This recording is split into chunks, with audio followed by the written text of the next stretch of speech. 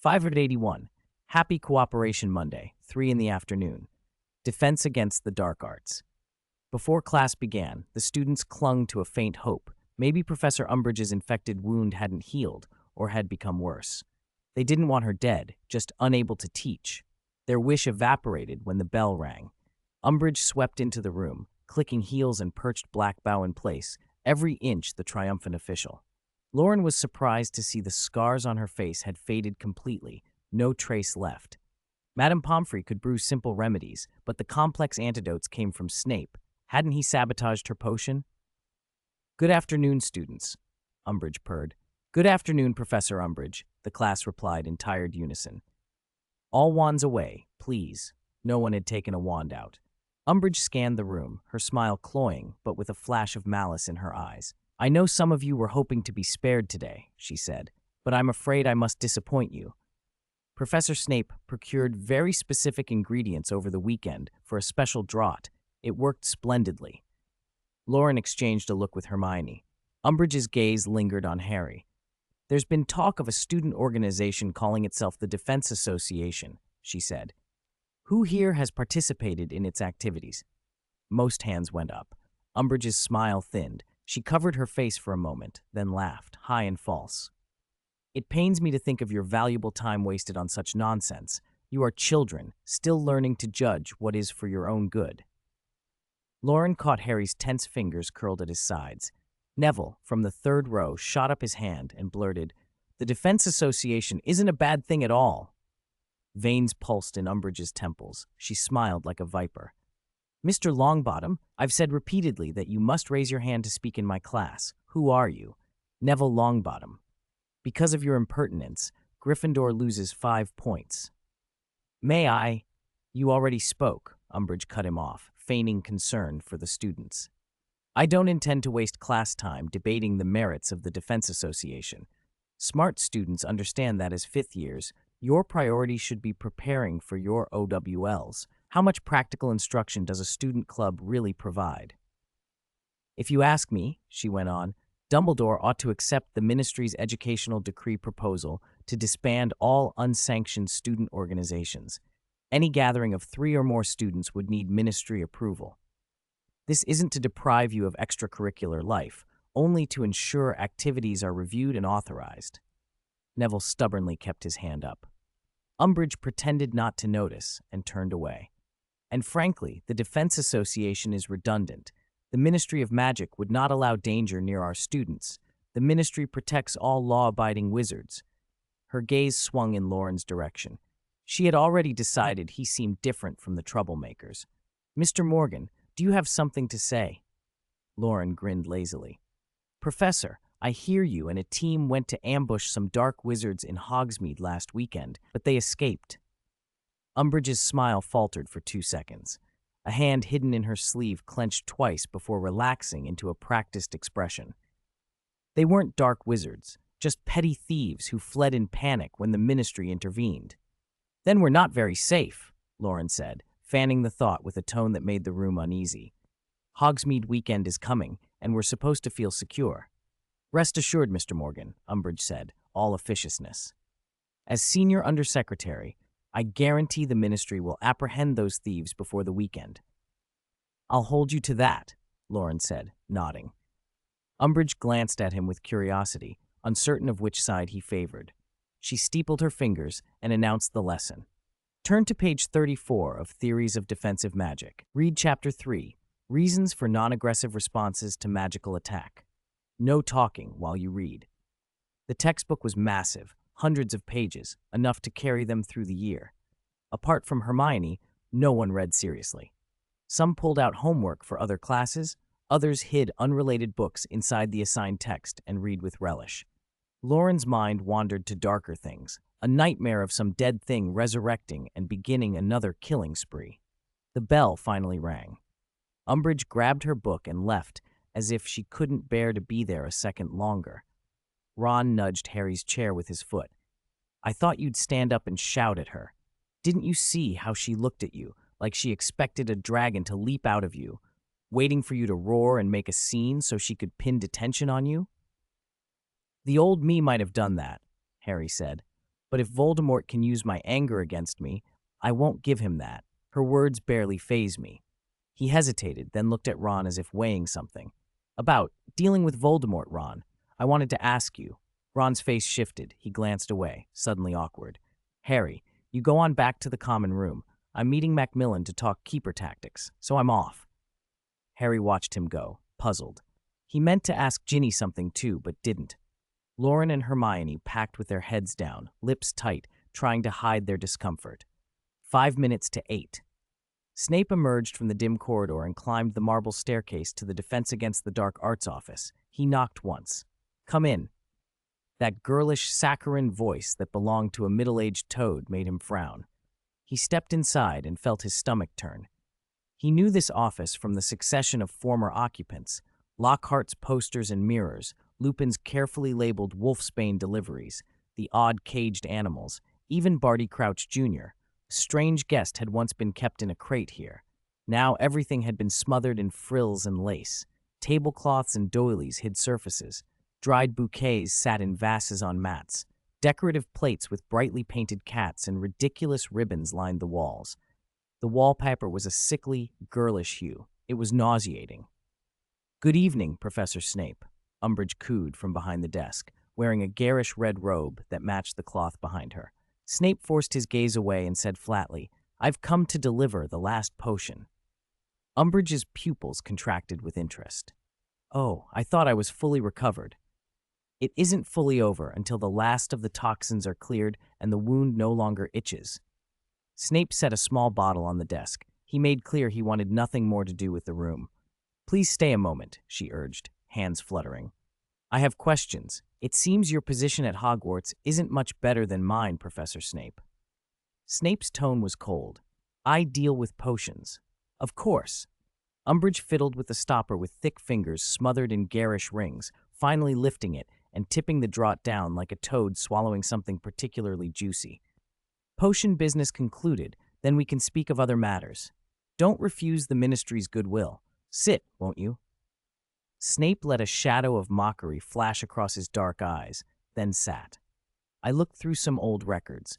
Not long after you graduated, just when you were making a name for yourself in potions, you had trouble with the Death Eaters.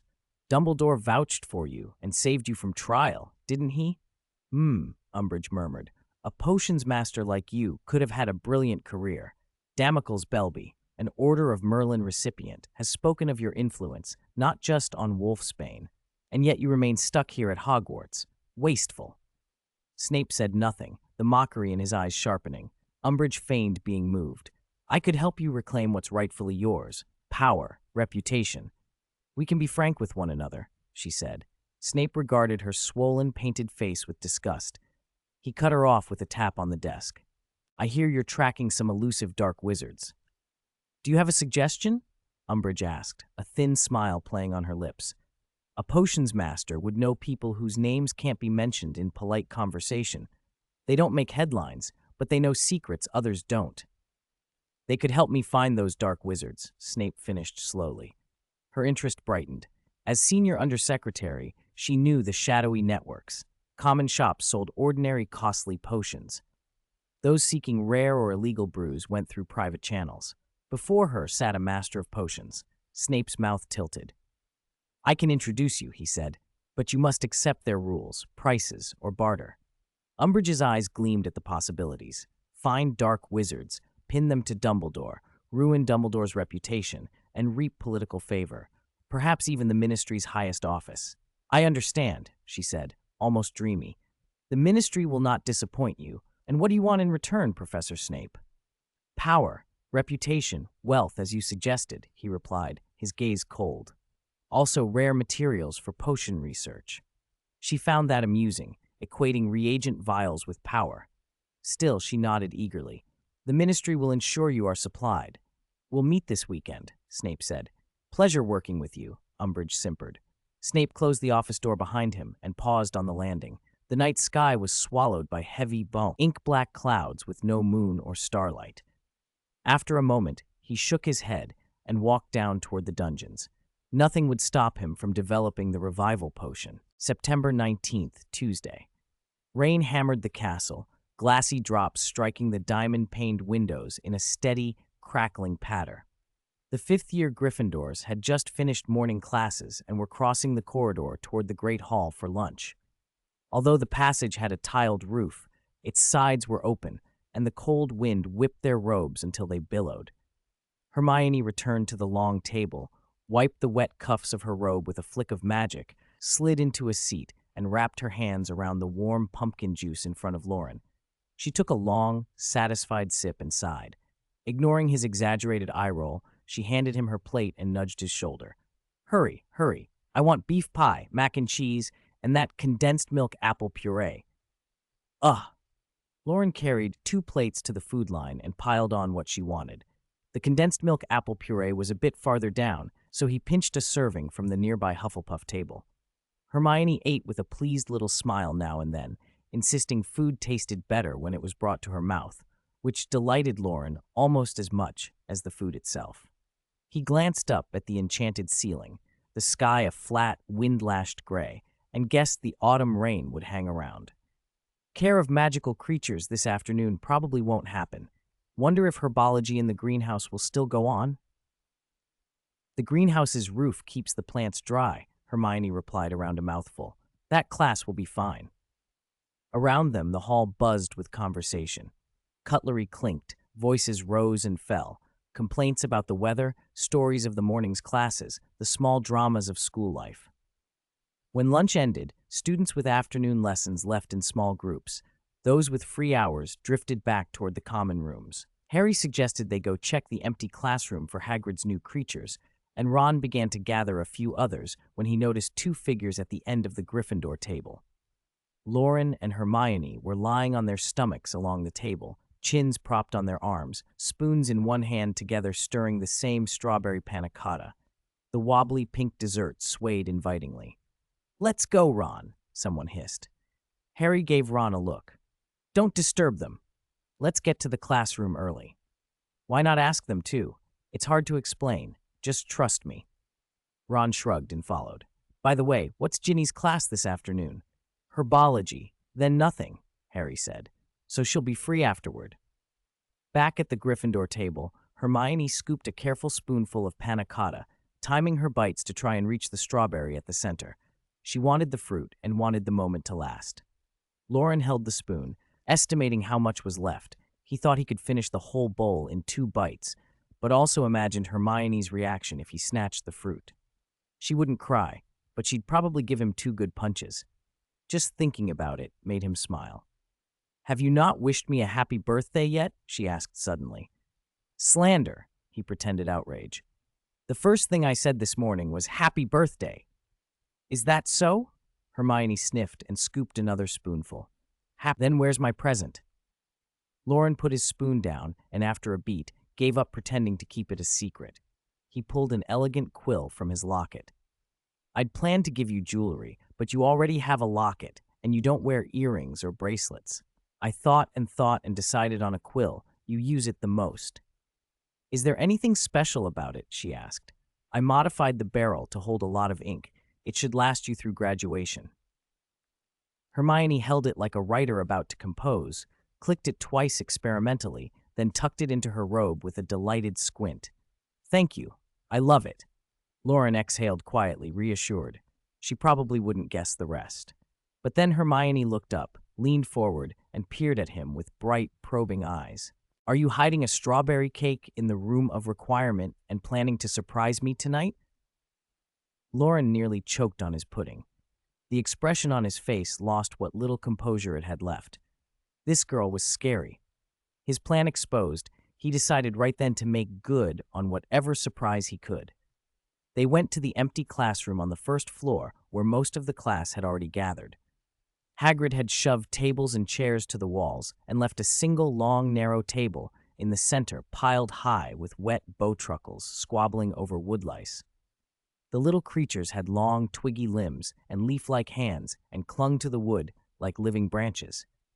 Harry and Ron poked at them with their wands, while Hagrid supervised. A few angry bowtruckles would crawl up the wands and snarl, only to be slapped back down by Hagrid's rough, calloused hands. They settled down to be prodded while they munched. "Hagrid, how's Grop doing?" Harry asked. "He's taken to roasting meat himself lately, pulling it off the spit before it's done," Hagrid chuckled, the scars on his face gone from recent healing. "I'm teaching him a few words, your names as well." Ron smirked. "He's not saying Hag, Lon, and Hermy, is he?" Hagrid laughed and said he could get Loren's name right already. Hermione had been spotted as soon as she entered.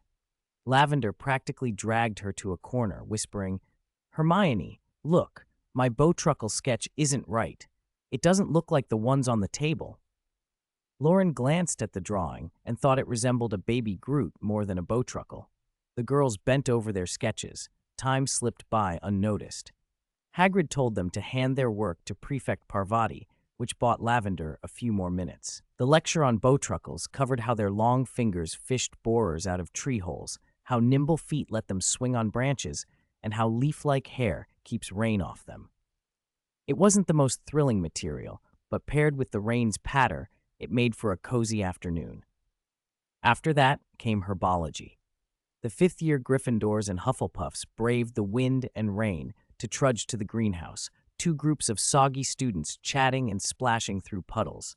They passed fourth years leaving class. Harry and Ginny exchanged shy smiles and a few embarrassed looks that left them both flushed. Meanwhile, at number 12, Grimmauld Place, a roar shattered the quiet of the ancient house. "Creature, I'm going to chop off your head and burn it in the fireplace." Sirius stood in the hallway, staring numbly at the two visitors in the doorway, shock and something like embarrassment making his face go pink. The fierce air he'd used against the house elf moments before had dissipated in the cold draft from the open door. He fumbled for words until the heavy curtain on the portrait of the Black family matriarch slid aside, and he snapped back to himself. Before the portrait could shriek, he waved his wand and sealed the curtain with a flurry of wards, more than a dozen, strong enough that even Snape would have trouble undoing them. Creature averted his gaze, and, with the same obsequious manner he always showed the old matriarch, extended a hand. "Madam Carver, Miss Carver, please come in," he said. Molly and Remus Lupin, who'd rushed to see what the commotion was about, stood in the hallway and watched. The woman was ordinary-looking and probably in her early 30s, pale, with faint lines at the eyes, but a determined set to them. The girl beside her, around 17 or 18, took in every detail of Grimmauld Place with hungry, unblinking curiosity, the same look Molly had once seen on Arthur when he'd first encountered Muggle technology. Sirius, cheeks still flushed, tried to introduce them. "This is Molly Weasley and Remus Lupin. They're staying with me. There's trouble in the wizarding world, and they are saving the world," the girl at the door interrupted brightly. She rushed forward, grasped hands, and gushed, "I'm Marjorie. I heard Sirius tell your story. I thought he was joshing. It's incredible." The woman smiled and politely shook hands all around. "Betty Carver," she said, "Sirius's fiancée." Molly hustled them inside. Lupin, watching Sirius's embarrassed flush, put an arm around his friend's shoulders and chuckled. "The famous Sirius Black is shy. Who would have thought?" Sirius, speechless, smacked Lupin lightly and glared at the house elf who'd arranged the surprise. "Who told you to do this? How did you find them?" Creature bobbed his head and spoke in a small voice. "I saw you send out an owl this morning. It wasn't flying toward Hogwarts, so I followed it." Sirius, Creature lowered his head further. "Young Master Sirius, you are the last of House Black. The Dark Lord has returned. Creature could not let House Black disappear, so Creature found them himself." Sirius barked a laugh edged with anger. "Who put that idea in your head?" "Myself, Master. No one told Creature." The elf's face became grave. "Creature thought of it." Sirius didn't know whether to believe him. Lupin squeezed his shoulder. "Now's not the time. Entertain the guests." Later, back at Gryffindor Tower, it was 8 p.m. Loren sat on the sofa in the common room, looking around in puzzlement. Where was Hermione? Parvati materialized out of the crowd and patted his shoulder. "She asked me to tell you she's waiting in the usual spot." Loren frowned. Why had she gone ahead? He shrugged, thanked Parvati, and slipped through the portrait hole.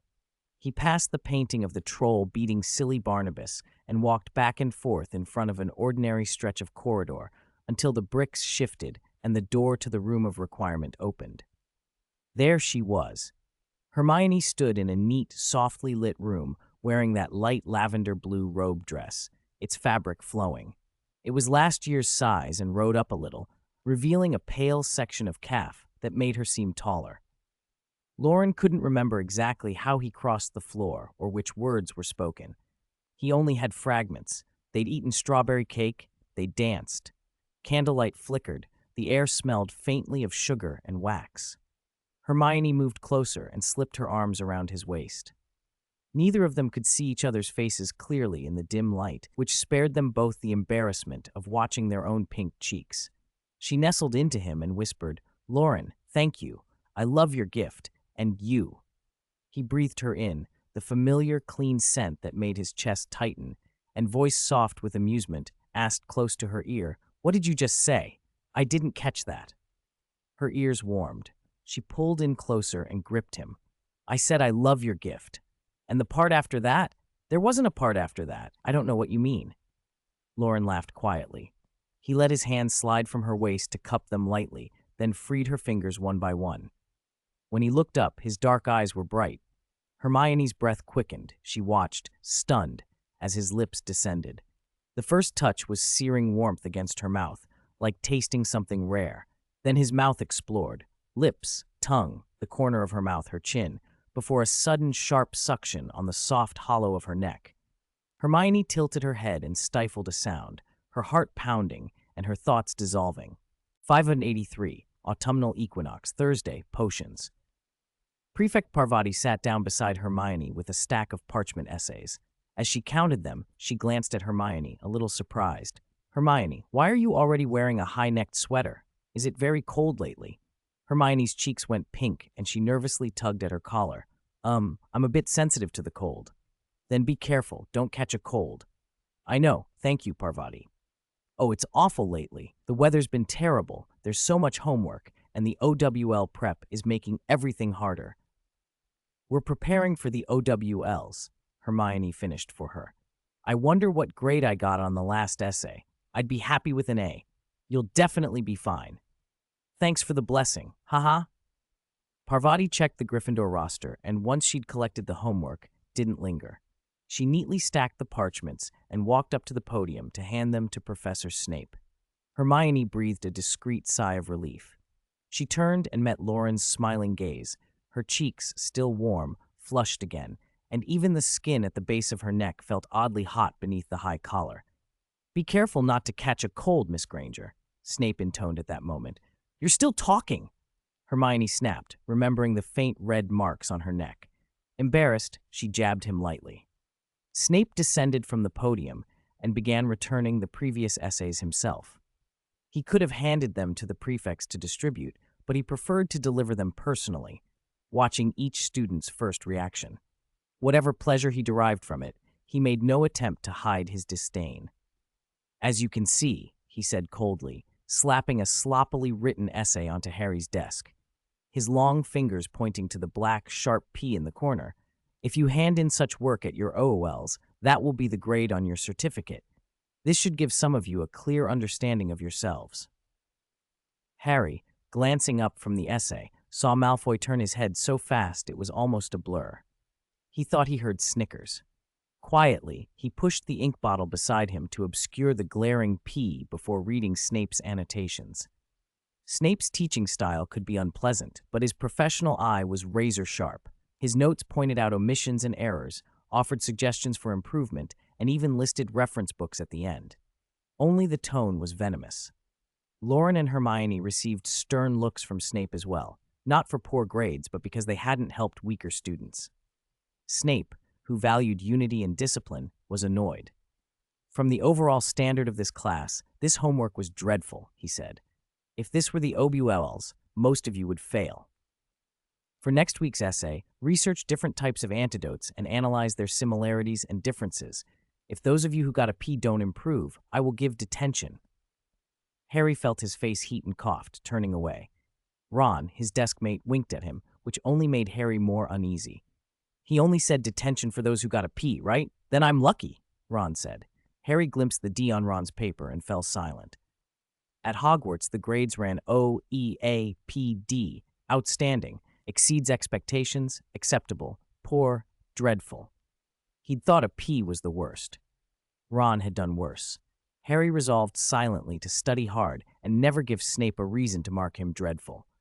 He read the brewing instructions on the blackboard at least 3 times, asked Loren and Hermione for help when unsure, and kept Ron away from the cauldron.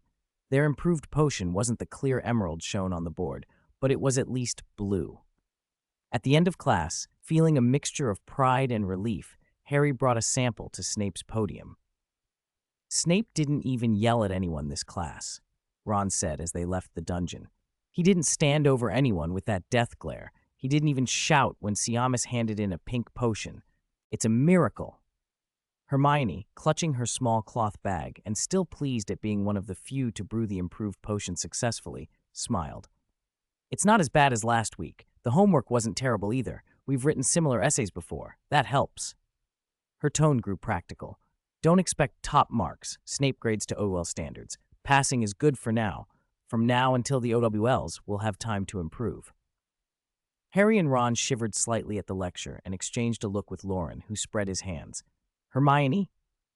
If you want to know what grades we got, just ask directly, Harry complained. Hermione faltered. I didn't mean, well, if you'll tell me. You still say you don't want to know, Ron protested. Hermione was embarrassed. She gave a small, apologetic tug on Loren's sleeve and led him off. The brilliant students with prickly personalities were left to sit at the far end of the Gryffindor table for lunch. Harry and Ron relaxed and found a place beside Ginny. No class this afternoon, Harry. Want to go to the Quidditch pitch after lunch? We could practice, properly, before the weekend training. I'm getting a bit of a feel for the quaffle, Ginny suggested, ladling soup into her bowl. Harry glanced at Ron, who was still muttering, then looked back at Ginny. He found himself blushing as he tried to speak. Hello, Ginny, he stammered. Oh, hello. Ginny's small face was flushed. You're a bit late, so I saved you a chicken leg. Harry blinked, dazed by something he couldn't tell if it was the smell of roast chicken or Ginny herself. He tried to think of something witty. The weather's nice today. Huh? He blurted. His feet felt funny in his boots. Ginny smiled. Perfect for Quidditch. I only have 1 class this afternoon. What about you? We don't have class, Harry said. Then we.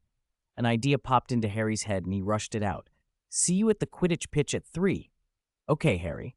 Harry bit into his chicken leg with a grin, then nudged Ron. Ron, want to practice this afternoon? Ron snorted and pushed a large slice of bacon toward himself. I don't want to play Quidditch. Why not? Today's perfect. I can help you with your goalkeeping. Use my nimble reflexes to improve your ball sense.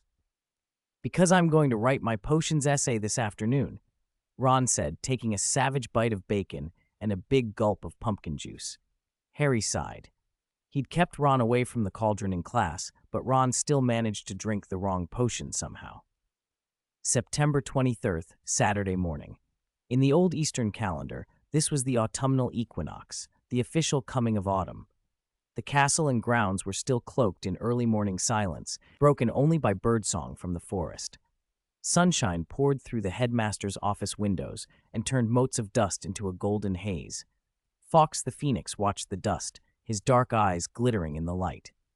Dumbledore stood at the window, looking toward the distant village. Are you truly resolved, Severus? I have never hesitated, Snape said in a very soft voice, as if not to disturb the swirling dust. For more than a decade, I have sought to atone for my past mistakes, indeed, to pay a life's debt. Now I have an opportunity. Dumbledore's silver hair and beard caught the sun until they shone like threads of gold. He sighed. You overestimate the scope of your sins, Severus. Sometimes we are merely instruments of fate. Without you, there would have been other instruments. Fate chooses. I choose too. Dismissing the garrulous old headmaster, Snape left the office, went down to his underground chambers, changed into a hooded cloak, and made sure he wore nothing bearing the Hogwarts crest. Then he sat at his desk and waited. Minutes later, the sound of leather soles echoed down the corridor. A knock was followed by the unmistakable, syrupy voice of Professor Dolores Umbridge. She pushed the door open in a pink cardigan, peered around the dim office, and sniffed disapprovingly. Professor Snape, your office is far too austere. Dark, badly furnished. When this matter is concluded, I shall, on behalf of the ministry, see that Hogwarts assigns you a tower for your offices." Snape regarded her coolly. If Dumbledore's kindly words had been meant to soften him, Umbridge's smugness only hardened his resolve. He hummed. "You might consider something more discreet to wear, Professor Umbridge. Some places are not suited to revealing one's identity." "Don't worry," she trilled, patting her pink handbag. "I prepared for this during the last ambush. I'll put it on as soon as we leave Hogwarts." "Then let us go." They left together, walking out through the castle and onto the road. It was early, most students were still in bed, and they met no one. "Professor Umbridge," Snape asked, "how many people know about this transaction?" "Don't worry," she purred. "I told no one, not even Minister Fudge." Her eyes glinted with scheming pride. She intended to claim the credit for the investigation herself. As for Snape's part, she hadn't signed anything formal. She'd expect him to be grateful if she became minister. "Of course. Madame Umbridge is ever cautious and meticulous," Snape replied. "Of course," Umbridge giggled. Her careful plotting had carried her from the Office for the Improper Use of Magic to the Department of Magical Law Enforcement and up to Senior Undersecretary. After 10 minutes along the road, they passed under the stone boar gate, and the terrain opened out. Umbridge pulled a black cloak from her bag and wrapped it about her slight frame. "Finally, we're out of the apparition-prohibited area," she said, looking toward Hogsmeade and the thin smoke rising from its chimneys. "Can you tell me where the exchange is? It would be much more convenient to apparat there." Snape's voice was dry. "The location is Malfoy Manor." Umbridge's smile froze. There was a flicker of unease in her eyes. Before she could react, Snape flicked his wand. A jet of scarlet light shot toward her. "Stupefy! 584. If you can't cure it, you'll die." Inside the drawing room at Malfoy Manor, several figures sat around an exquisitely decorated round table, their eyes drawn to the center, where a plump, disoriented body hung by invisible cords beneath the crystal chandelier, slowly spinning. The woman's toad-like face was reflected on the highly polished tabletop. Bellatrix grinned cruelly. Alex, a ministry employee, sat unnaturally still. Lucius and the others showed no expression. Only Narcissa, almost directly beneath the suspended figure, was pale and glancing up with a look that betrayed she could barely hold herself together. Lord Voldemort sat at the head of the table, his back to the fireplace. His snake-like features wore a thin, chilling smile. His vertical scarlet pupils gleamed with a cold, devouring light. He lifted his yew-wand, pointed it at the slowly turning body, and gave it a gentle wave. "Welcome our guest." A cold shock ran through Dolores Umbridge. Her eyes fluttered, and consciousness returned after a long darkness. When she opened them, she took in that distorted, serpentine face and went white. Her eyes bulged, her lips trembling. "You recognize me, don't you?" Voldemort chuckled softly. "Dark, Lord." Her voice had lost its saccharine edge. It came out hoarse. She tried to call for the protection of the ministry, to demand release, but it was as if some invisible hand clutched her throat. She could make no sound. Panic hammered at her chest and left her unable to think of resisting. Voldemort seemed pleased. "Some of you may not know her," he said, turning to the others. "This morning's guest is Madame Dolores Umbridge, formerly Senior Undersecretary at the Ministry of Magic and a part-time Defense Against the Dark Arts professor at Hogwarts." Bellatrix's laugh rang out. Alex watched with an odd look. Madame Minister Dolores was always committed to undermining Dumbledore, discrediting him, weakening his control over Hogwarts, burying warnings. She told everyone Dumbledore was senile and that the Ministry had long defeated the Dark Lord and eradicated the Death Eaters. She urged wizards to ignore his warnings. A ripple of soft, cruel laughter spread around the table. The Death Eaters whispered and mocked her ignorance. Umbridge trembled as if the laughter offered a sliver of hope. She cast a pleading look to the head of the table. "Please, please, quiet." Voldemort's wand tightened the invisible cords. They made a taut, strangling sound. Sweat beaded on Umbridge's forehead and ran down her cheeks.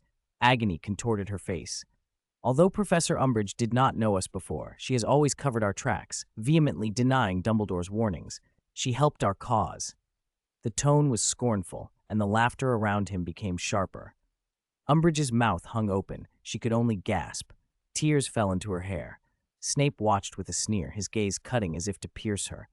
Voldemort's face hardened. He flicked his wand. Umbridge hit the tabletop with a dull thud. Professor Umbridge, I invited you because I wish to know the specifics of a prophecy. You are an intelligent woman. Surely you know what to do. Professor Trelawney's prophecy? Umbridge managed. Precisely. She understood immediately that they'd been hunting for that blonde boy. Her eyes darted. She tried to recall the rambling lines she had dismissed as nonsense. Trelawney's ethereal voice echoed in her head. Something about a storm coming, an overseer descending, a peeker returning empty-handed, truth revealed before heavy snow. It was vague and maddeningly unhelpful. A colder, angrier look settled on Voldemort's face. Is that all? He asked. That's all. She said only that, Umbridge cried. The pressure of death seemed to press in on her. She curled up on the table, suddenly desperate. If you don't believe me, ask Professor Snape. The whole school knows. He knows. Snape's sneer didn't change. I wasn't present for that session. I cannot be certain of the details. Voldemort's expression flickered. Rationally, he knew this frightened toad could be mistaken, but he could not accept a prophecy with no useful detail. His thoughts raced. Had she forgotten something? Had Dumbledore protected the prophecy? He leaned forward, voice soft. I believe your memory, Madam Umbridge. He subtly aimed his wand at her temple. As she looked up in confusion, a red light lanced from his wand. Crucio. He would have her remember, every piece of it, by breaking her. Black Monday at Hogwarts was crowded with classes. The morning started with History of Magic, an easy class, followed immediately by potions, no room for distraction. Loren admired McGonagall's scheduling. It kept Gryffindor's point deductions to a minimum. Even so, when Snape wanted points, no headmistress could stop him. The theoretical part of potions went smoothly, but within 10 minutes of the practical brewing, Snape was walking among the Gryffindors. Mr. Longbottom, he snapped. My instructions were clear. Add Murtlap essence 3 seconds after the cauldron boils. You waited 7. Finnegan, explain why you poured in your essence before the cauldron even boiled. Mr. Potter, why did you split your addition? 2 clever by half. 1 too early, 1 too late. Mr. Morgan, Miss Granger, if you can control timing so well, why don't you help your less competent friends? Even usually composed Hermione took a deep breath. Loren, meanwhile, bottled his sample with practiced hands while mentally plotting what potions Snape might have taken, which antidote would work quickly, and how to slip it into Snape's lunch. The plan failed when it turned out Snape did not dine in the Great Hall. That afternoon brought divination and defense against the dark arts. Umbridge arrived late, as always, in her fussy pink cardigan. Her eyes scanned the room and settled on Harry with a slightly unfocused expression. After a minute, she pulled out her textbook with a smug little smirk. Wands away. Everyone take out defensive magical theory. Last lesson we finished. She hesitated over the table of contents, then smiled widely. Chapter 2, Common Defensive Theories and Their Origins. Today, turn to page 35 and begin Chapter 3, Reasons for Non-Aggressive Responses to Magical Attacks. No talking while you read. The class froze and shared glances. Loren observed her more closely. Something was wrong. Her voice no longer had its saccharine timbre. Her face was unusually pale, her posture weak, her magic, if he could sense it, was a tangled mess. With magic this chaotic, most witches and wizards would already be in St. Mungo's. Umbridge seemed oblivious to any abnormality. When the classroom silence deepened, she frowned. Is there a problem? Prefect Neville risked. Professor Umbridge, we've already read that chapter. You've read it? Her irritation snapped into the open. Very well. Chapter 4, then. Chapter 4 has been read as well. Are you deliberately causing trouble? Anger took over. She slammed the podium. Her voice, usually modulated, went sharp and shrill. Chapter 3, Chapter 4. Have you read the entire book? You insolent children. Do you plan to defy the authority of the ministry? You follow Dumbledore. You oppose me. You oppose the Ministry of Magic. Professor, a student shouted. Silence. Detentions. All of you will receive detentions. Her voice grew venomous. This weekend you will copy the school rules with cursed quills and have the words engraved on your bodies. When your skin bleeds and scars remain, you will know whose commands to obey. A collective chill ran through the class. The threat was like a sentence from Azkaban. Several girls gave small, terrified shrieks. Images flashed behind Umbridge's eyes, and a piercing headache split her, yet she could not make sense of them. She barked, "No screaming! I command you in the name of the Senior Undersecretary of the Ministry." Loren reacted. With quick reflexes, he cast several Petrificus Totalis spells, freezing her movements, and hissed to the two prefects, "Go, fetch Professor McGonagall now." "Children, please do not worry. With us here, Hogwarts will ensure every student's safety." Professor McGonagall's voice in the Great Hall was steady. "Professor Umbridge has been restrained. Madame Pomfrey is examining her, and Headmaster Dumbledore has notified the Ministry. Further details will be posted on the notice board. For now, return to your dormitories and rest." At 7 o'clock, the announcement ended. Students climbed the stone steps in small groups, murmuring about the day's events. Loren and Harry drifted away from the crowd and, passing the hospital wing entrance, peered in. A small group gathered around Umbridge's bed.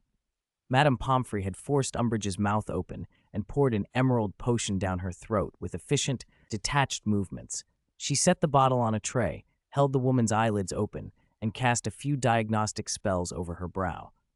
"Brain damage," she said bluntly. "Unrepairable." Dumbledore looked toward the potions professor. "Poppy, could you be more specific? The Ministry will be here soon. I must explain." Madame Pomfrey wiped her hands on a towel and chose her words carefully. "It's similar to the Longbottoms condition. Their brains were damaged by prolonged use of the Cruciatus Curse, with evidence of a memory charm as well. Umbridge's symptoms are milder, but the pattern is the same. Whoever did this is extremely skilled." Dumbledore was silent a moment. "Is there any way to heal her?" Madame Pomfrey gave him a meaningful look. "She can be healed the same way the Longbottoms were. St. Mungo's Hospital for Magical Maladies and Injuries handled that. If anyone can help, they can." Behind the door, Hermione watched them and looked toward Loren. He shrugged. "She's beyond help. She'll remain like this." Madame Pomfrey had finished the basic treatments the hospital wing could provide. The potions and healing charms had returned some color to Umbridge's deathly pale face, and her chaotic magic had begun to quiet. Pomfrey recorded the medications and measures taken, standing beside the bed and listening to Headmaster Dumbledore's instructions. Professor Flitwick, barely half a head taller than the mattress, stood on tiptoe, peering curiously at Umbridge and studying the traces of the Cruciatus Curse as if he were admiring a particularly elaborate spell. Snape listened to Pomfrey with his usual unreadable expression, leaning against the wall and glancing toward the door. Dumbledore's voice filled the ward. "Poppy, take good care of Professor Umbridge. I'll notify the Ministry officials later. Phileas, Severus, you two can go for now. Keep an eye on the time, Albus. If no one arrives before 11, I'll give her another drop of the Draught of Living Death." Madame Pomfrey's tone was brisk and authoritative. On matters of healing, she carried more weight than anyone in the room. "Make sure she sleeps." "See you later," Dumbledore said, and the small group shuffled away. They exchanged quick looks and retreated toward the staircase. Outside the ward, Hermione looked back and asked Loren softly, "What did you mean by that gesture just now?" "I've said it before," Loren answered. "The brain is the most complex organ, and the soul is the most mysterious realm of magic." He shrugged. "Umbridge's injuries are complicated. She's been hurt down to the soul. To escape that kind of pain, she sealed off part of her rational mind." Harry's eyes widened. After a long breath, he asked, "Like Neville's parents?" "Not exactly," Loren considered the comparison. "The Cruciatus cast on her was more refined, and the damage is less severe than what Neville's parents suffered. She's more hypersensitive, hysterical at times, lacking in self-control, impulsive and destructive, bad at judging consequences. Her speech and behavior will often be out of hand." Ron frowned and scratched his head. "So is there a chance she can get better?" "As I said, it's complicated." Loren shook his head slowly. Her soul was twisted by the Cruciatus, and her brain fouled by a memory charm. Early signs are forgetting recent events, disorientation, problems with other mental functions, difficulty using and understanding language, trouble with everyday tasks. Harry and Ron glanced at each other. "Gilderoy Lockhart?" Hermione stepped closer and took Loren's arm, frowning. She walked with him until they rounded the corner, then whispered, Is there really nothing that can be done? To repair a damaged brain and a broken soul, Loren said quietly, you must go into the patient's subconscious. The patient must trust the person entering their mind completely, and the one who enters must be prepared to pay a heavy price. Neville's parents were reached because Neville risked himself. He risked being driven insane by the Cruciatus and dived into their minds fearlessly. Their voices trailed off. Snape watched the students' robes vanish around the corner, then returned his gaze to Dumbledore. Professor Flitwick lingered a little longer, curious about the control techniques of the Cruciatus. Dumbledore stared at the torchlight reflected in the corridor and finally spoke, slowly and precisely. Miss Umbridge's father was a wizard, and her mother a muggle. They had a squib son. Before she came to Hogwarts, I spoke once with Mr. Orford Umbridge. He worked in the Department for the Maintenance of Magical Law, Snape supplied dryly, and for one reason or another, never rose. Her mother, Ellen, was blunt and unrefined. Snape mentally replaced the diplomatic phrasing with something harsher. It did not surprise him that Dumbledore knew such old private details. Dumbledore had lived a long life. Memory was one of his many strengths. This eldest daughter showed talent early, but her cleverness outshone her magic. At Hogwarts, in Slytherin, she became aware of the noble pedigrees of others and came to despise her own family. She chose to think her father lacked ambition. When her brother was born without magic, Dumbledore continued, the family split when Dolores was 15. Father and daughter went on in the magical world, while the mother and squib son left for Muggle life. From then on, Dolores pretended to be pureblood, and she cut herself off from her mother and brother. She did well at school and entered the ministry as a junior intern in the improper use of magic office, Dumbledore said. She was not popular with colleagues, she gained enemies, but she was diligent and promoted quickly. Snape's voice was colder, edged with contempt. The Death Eater reports paint an uglier picture.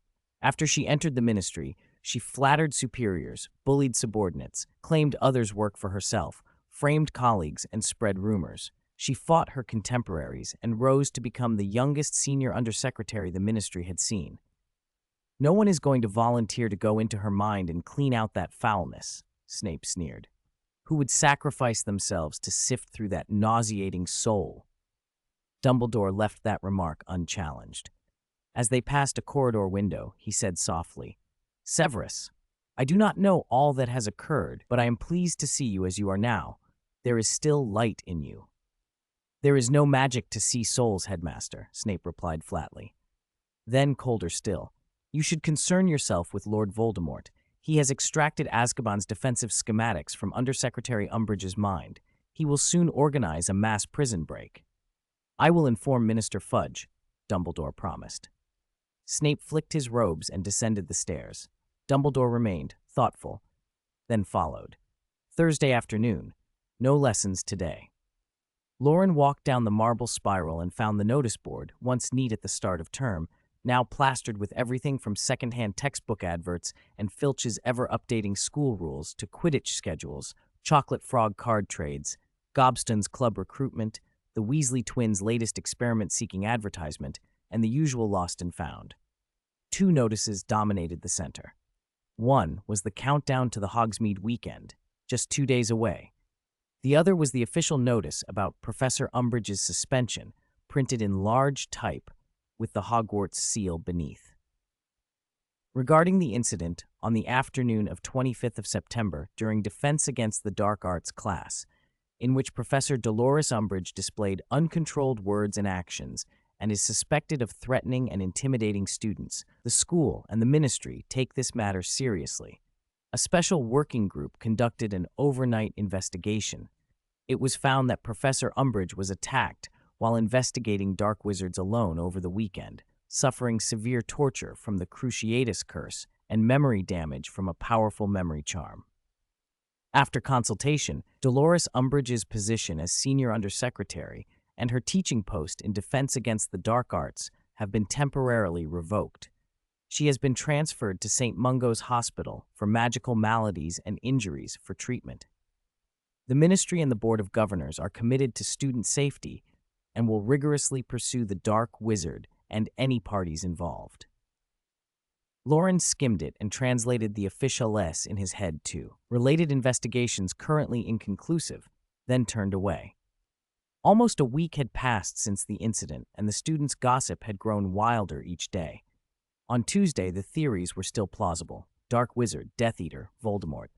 By Wednesday and Thursday, the stories had gone absurd. One favored tale claimed Umbridge had accidentally taken one of George and Fred's unfinished potions, and it scrambled her brain. The twins were forced to prove their innocence by sampling a number of skiving snack boxes in the Great Hall while the whole school watched.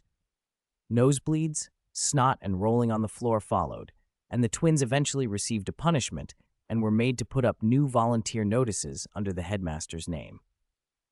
Another said the ministry had staged the whole thing to discredit Dumbledore and seize Hogwarts, and that Umbridge was secreted away, watching the fallout. Yet another insisted she had angered Professor Snape and been dosed with Veritaserum, so she had spoken only her real thoughts, and the investigation was a cover-up. A few rumors were so niche they hardly spread. In the North Tower, the fourth-year divination class was in progress. Professor Trelawney paced the room, her gaunt face animated, eyes bright behind black-rimmed glasses. "I told her 2 weeks ago," she wailed. "Many witnessed the prophecy. I told her she would meet something very dangerous, something dark. How could she not have believed me?" Most of the students were drowsy from the incense. Only a handful paid attention. Luna nudged Ginny. "Ginny, do you think Professor Trelawney can really prophesy?" Ginny, half asleep, shook her head and turned back to the window. "What? Class dismissed? Oh, then I must hurry to the Quidditch pitch. Harry's waiting." Outside, near a cluster of withered wild roses, Hermione was busy rustling a copy of the Daily Prophet. "This is outrageous," she exclaimed to Loren. "The ministry says Umbridge is only temporarily disoriented.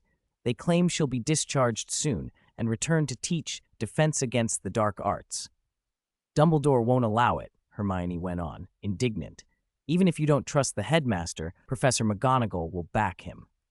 Loren flipped through the paper and found no real news, mostly rehashed rumor and less interesting material than the Quibbler. He folded it away. "What about defense against the dark arts?" Hermione fretted. "There are only 32 weeks until the OWLs." Loren's eye twitched.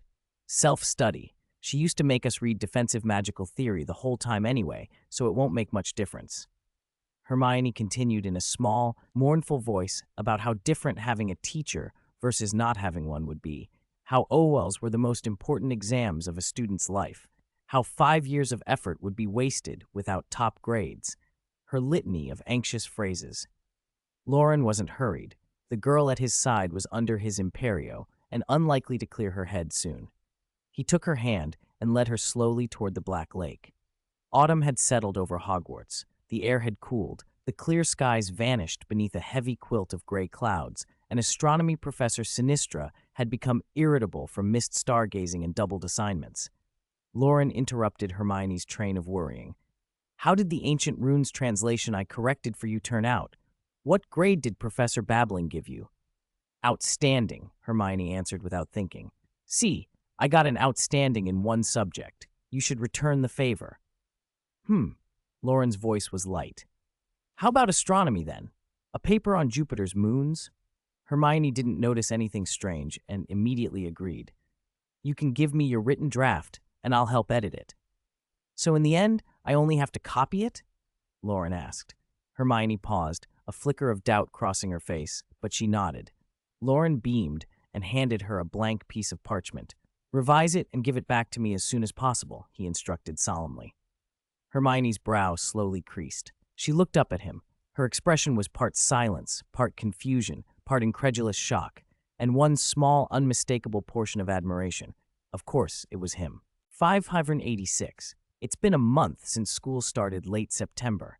The Hogsmeade Activity Weekend was supposed to fall on the first weekend of October, which conveniently split itself between the last day of September and the 1st of October. Early autumn weather was fickle, several rainy days, then a stretch of dull, overcast skies. At the start of term, the woods had been alive with cicadas, buzzing all day and sometimes into the night, their chirps sneaking through cracked windows to disturb many a student's sleep. A month later, the insects had gone. The The forbidden forest was left only with birdsong. The morning they were due in Hogsmeade was clear, with a cool breeze drifting around the courtyard. After breakfast, the younger students lined up in front of Professor McGonagall and Mr. Filch, while their names were checked against a long list of those whose parents or guardians had signed permission slips. Mrs. Norris prowled nearby with her head held high, but the children mostly ignored her. They filed out past the tall stone pillars topped with carved, spread-winged boars, turned left, and followed the flat cobbles into the village. The breeze ruffled their hair, sending bangs into their eyes. At 9 o'clock inside Honeyduke's, Hermione stood in front of the display window, reading the newly posted notices, while Loren sampled sweets beside her. He had a bulging paper bag at his waist and a disturbingly realistic snail candy in his hand, a new confection by Mr. Ambrose Flume. The outer shell was a crisp swirl of black and white chocolate. The snail itself was soft toffee, and its organs and intestines were molded from various colored sweets. The most shocking bit was the dark, slightly green intestine, a mixture of coffee and peppermint, which looked disgusting and tasted bitter and astringent in one bite. Truly unique. Loren fed Hermione a fizzing Whizbee and peered toward the counter. The snail candies were popular. Almost every third year on their first Hogsmeade visit had a bag, either to trick absent friends or to take home to horrify their families. As the chocolate shell melted, Loren's face twitched at the bizarre mix of flavors. He swallowed his own snail in one gulp, popped a fizzing Whizbee into his mouth, and leaned close to Hermione to read the notice with her. The notice repeated what they'd already seen at Hogwarts, a detailed account of Umbridge's attack, a warning to shopkeepers and patrons to be cautious, and an appeal for any information about suspicious individuals. Loren glanced at the Quidditch supplies shop next door. The owner was still squatting at his doorway, chatting with students and debating house strengths for the season now that broom standards had been updated. The assistant had changed. The new lad looked a little like the owner, and the owner seemed to know exactly where he'd been conned into working. Loren shoved the paper bag into Hermione's hands and wandered over to the Quidditch shop, snatching a handful of loose nuts the owner was offering. "Sir, where's your notice?" he asked. The owner sucked his gums, and in a show of Gryffindor solidarity, let him keep the nuts. He nodded toward an old notice stuck to the glass, now half-torn and covered in adhesive residue. There, it blocked the new flying broom ad, and those brats ripped it down ages ago. When the Ministry Patrol comes tonight, they'll put up a fresh one. "You just let them do that? Doesn't that bother you? It's an insult." Loren's voice carried an amused edge. "Wasn't the all-night searches 2 years ago insulting?" The owner snapped, pursing his lips. "The Dementor drills and the patrols at dawn and dusk? A notice is nothing compared to that." Loren nodded and chatted a little longer. Once his handful of nuts was gone and the owner showed no sign of grabbing more, Loren waved and went back to Hermione. The shopkeeper watched him go with a resentful stare. This boy had been hanging around since his 3rd year, and now he was in his 5th, yet he'd never bought anything. He just gobbled up free samples. The owner elbowed his idle nephew. "Go get some samples from Honeyduke's, then." The assistant tugged the corner of his mouth, shrugged off his uniform, and melted into the crowd next door. Loren returned to find Hermione still studying the ministry notice, muttering about community safety with a puzzled look. He reached into the paper bag and offered her another sweet. "Hermione, have some candy." He picked out a snail candy and held it up to her. Hermione's brain registered something was off, but she still opened her mouth out of old habits. A small sticky object slid inside, and she reflexively flicked her hand out at him. "Don't," she began. Loren caught her by the shoulder, earnest. "It's chocolate and toffee on the outside. It's sweet, really." She lowered her hand, surprised at the smile on his face. There was a flicker in her brown eyes as she thought for a beat. Then, waiting just a second, she stepped back a pace and watched him with an unreadable expression. At first, she tasted cool peppermint on her tongue, immediately followed by rich, bitter coffee. Hermione didn't sit there to see what other revolting tastes followed. Holding the strange candy in her mouth, she moved. In a smooth, lightning-fast sequence, she lunged forward, grabbed his collar with both hands, bent her elbows, and thrust her chin forward. Before Loren could react, she transferred the offending candy from her mouth back into his. He froze, blinking in shock as the foul taste hit. The surprise on his face was exactly what she'd wanted. Later, at the Three Broomsticks, Harry and Ginny paused at the doorway to brush the chill and the last traces of perfume from Madame Puddifoot's off their robes. A faint blush colored both their cheeks as they looked at each other, then both turned away. Harry took a long breath, pushed the door open, and stepped from the autumn air into the warm, crowded pub. He scanned the room and quickly found two familiar figures at a round table by the window. Pulling Ginny with him, he went over. There sat Loren, quietly sipping a butterbeer, and next to him a very pleased-looking Hermione. Harry stopped beside them, raising an eyebrow. "What's wrong with you two?" "She ate a Bertie Bott's bean that tasted like snail dung," Hermione said calmly, expression unchanged. "Snail dung flavor." Harry was silent for a beat. "Are every flavor beans that weird now?" "Don't talk about that. Sit down. When's Ron coming?" Hermione asked. "I don't know. We split up a while back," Harry answered. "All right." Harry went to the bar for their drinks, while Hermione pulled Ginny a little to one side and began whispering. Her voice was low, but Lauren's ears were sharp enough. "You went to Madame Puddifoot's? Did he kiss you?" "Oh, Hermione." 587. Quidditch match. After 1 year. Umbridge's madness, dark wizards hiding in the shadows, the uncertain rumors of Lord Voldemort's return, none of it touched the students' weekend at the much-anticipated Three Broomsticks. Most of them ordered butterbeer. A few mischievous students tricked Madame Rosmerta into slipping them something stronger, turning their cheeks red and leaving them sprawled across the tables, dizzy. The other pub-goers watched with amusement, guessing which house the bold, greedy youngsters belonged to. Most said Gryffindor, a few guessed Hufflepuff. Loren and his friends ordered a few pints of butterbeer and some fruit sodas and picked up fries and fried chicken nuggets from the bar. Food at the Three Broomsticks was different from the Hogwarts kitchen's fare. Richer and heartier, less refined, but perfect dunked in ketchup and pepper salt. Harry and Ginny ate with polite restraint, chewing carefully, lips kept closed to hide any butterbeer foam, which made Loren and Hermione chuckle. Ron arrived as they finished half a glass. "Did you see? There are so many couples kissing under the mistletoe on the crossroads," he announced, dropping into the seat beside Loren and Harry and downing an untouched glass of butterbeer in one go. He wiped his mouth and continued, animated. "Seriously, why must they kiss in the street? Couldn't they go to Madame Puddifoot's for a date?" Harry and Ginny sat opposite, both bent over their glasses and sipping quietly. Loren popped a fry into his mouth with a crisp crunch and grinned. "Oh, by the way, I ran into Justin on the way here. He asked if the Defense Association's meeting for tomorrow night is still on." Harry nodded. "It's still on. Headmaster Dumbledore provided a batch of books and equipment. Should come in handy. I wonder how many people will turn up. How have you been? Has that person been on your mind again?" "I'm fine." Without a professor for defense against the dark arts, the class had become entirely self-study. There was no roll call. As long as students kept the noise down, no one cared what they did. Only 5th and 7th years, who had exams coming up, occasionally had one of the senior professors step in to teach a few basics. As the new school year settled, clubs reopened and the professors were busy. Professor McGonagall taught animagus work. Flitwick handled basic and advanced charms. Snape's Potions Club was preparing to restart, and only Professor Sprout seemed relatively unburdened, spending all her time in the greenhouse. At 7 o'clock on Sunday evening, Harry stood in the center of the Great Hall, watching the students practice, and sighed. The Defense Association had already held 2 meetings. As the novelty wore off, turnout dipped.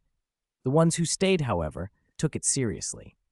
Colin Creevy's camera had been temporarily confiscated, and by the next meeting, he had quickly mastered Expelliarmus.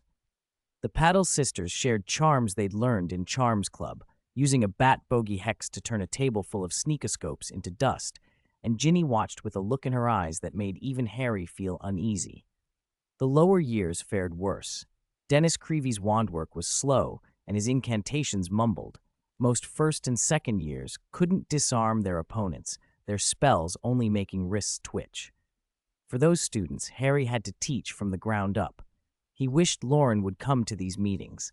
Loren would have enjoyed the jokes, but he wouldn't force him to join. Another Friday passed quickly. The last class before the weekend was charms, and the students' excitement showed on their faces. Professor Flitwick was prepared. People either behaved brilliantly in the final class and produced wild, imaginative answers, or they bottled spirits and let the lesson fly off into chaos. Today was the latter. The lesson was the silencing charm, and Flitwick had brought many live teaching aids. The classroom croaked and cawed. Rain rattled the windows. The noisy environment made the students even more rowdy. Whispers and animal sounds together drowned Professor Flitwick's instructions, and it was hard to tell whether the classroom noise came from frogs and crows or from the students. Loren lay on the table staring at a black crow. He tilted his head. The crow tilted its head too. He scratched his chin and the crow scratched its neck with a claw in perfect imitation, which made Loren smile. "Say something," he prompted. "Caw, caw, shut up." The crow snapped its beak shut and rolled its black eyes at him, as docile as could be.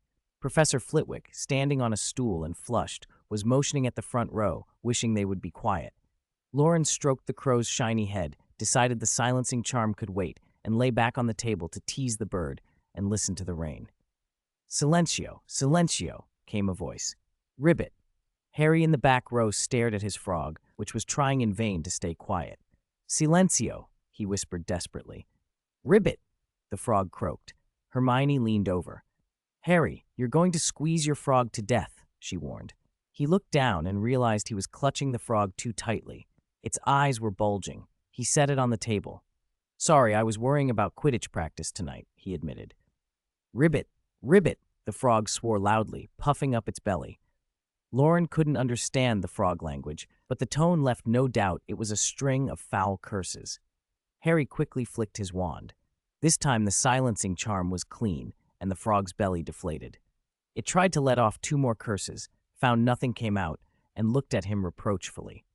The crow nearby gave a mocking caw, and the 2 teaching aides soon started squabbling, leaving everyone watching.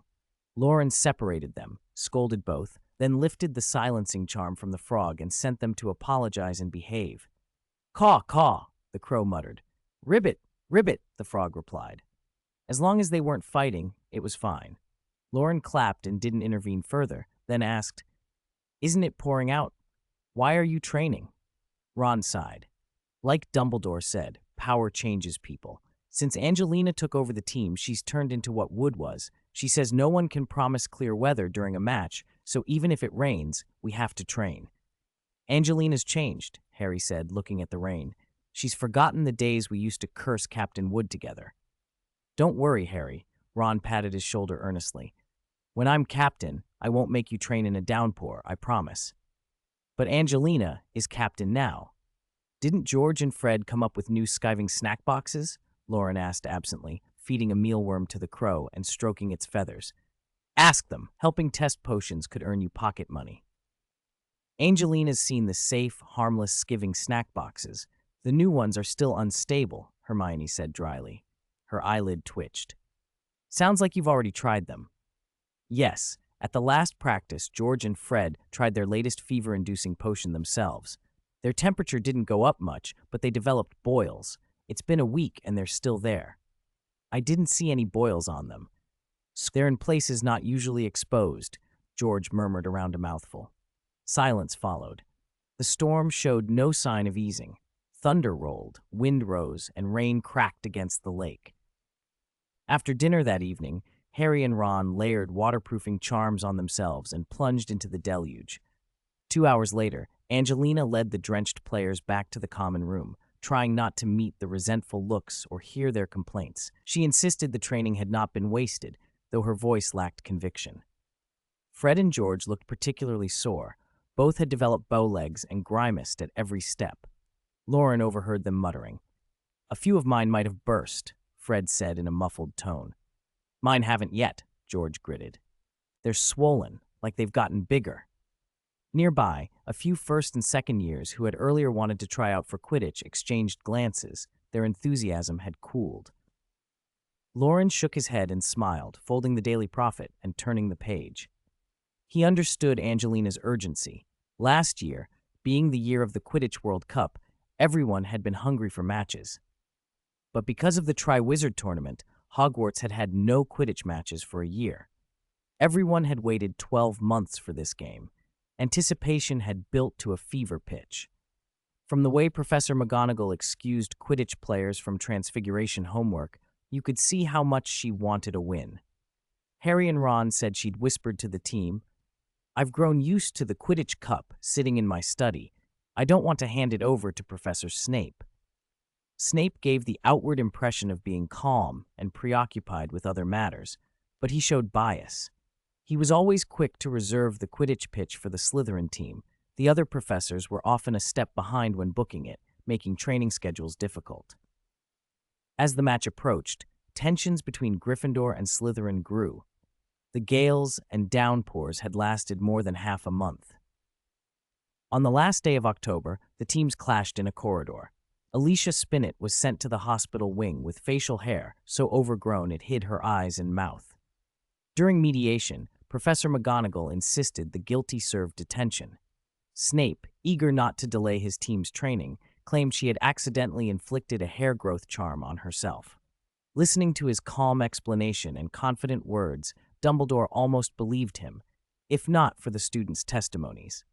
14 witnesses said they had seen the Slytherin keeper, Miles Bletchley, cast a spell on her from behind in the library. With that number of witnesses, Snape lost his temper and stalked off. Miles Bletchley was publicly rebuked, but with the match so close, his detention was postponed until the off-season. October ended with taunts traded between the houses. November arrived like a sudden drop in temperature. One morning, the sky and the Great Hall's enchanted ceiling were a pale blue-gray, and the mountains surrounding Hogwarts wore white caps. Frost covered the castle's outer stones. A raw wind bit at exposed hands and cheeks. Few students lingered in the courtyards. Most kept to the corridors, wrapped in heavy cloaks and dragon-hide gloves. The day of the match was a rare calm one. The sky was a uniform pearly white, cold and clear, sunlight bright but not dazzling, almost no wind, and excellent visibility. As Loren and Hermione walked into the stands, the crowd's chatter washed over them, louder than any indoor conversation. Months of waiting finally broke into cheers and excitement, warming them against the chill. Slytherin fans were decked out in green and silver scarves and hats, and each wore a little crown-shaped silver badge with a mocking phrase stamped on it, "Weasley is our king." Luna had somehow procured a moving lion head hat the size of a real lion. When it roared, she swayed precariously but smiled every time the crowd shouted, "Again!" Rolf sat between them, hands on Luna's shoulders to keep her upright. "Captains shake hands," an announcer called. Both teams had new captains. Slytherin's captain, Montague, was burly with forearms like hairy hams. His handshake made his muscles bulge, and his expression was ferocious enough to make one worry for Angelina's fingers. "Mount your brooms. The match begins." Madame Hooch blew her whistle, and the 14 players leapt into the air. A loud song erupted from the Slytherin stands. "Weasley is our king. He can't save a thing. Weasley was born in a bin. He lets every quaffle in. Weasley will win us the cup. Weasley is our king." Loren finally understood the badge. He looked at Gryffindor's goalkeeper under the scoring rings, pale and tense, and shook his head. "Whose idea was this?" he muttered.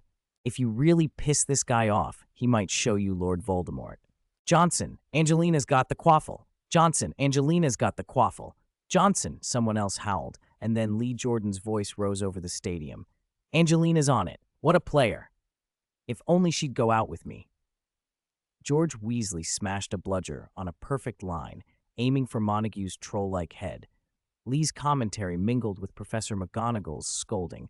He was doing his best to cover the singing with bravado. The stands were split, one half cheering, the other half booing and chanting. Harry and Draco drifted to the edge of the play, both scanning the sky for a flash of gold.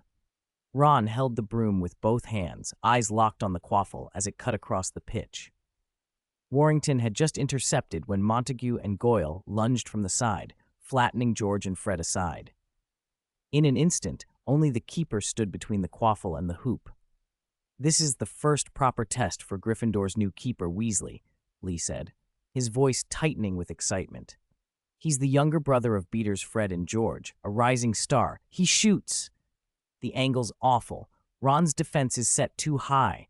He won't make it.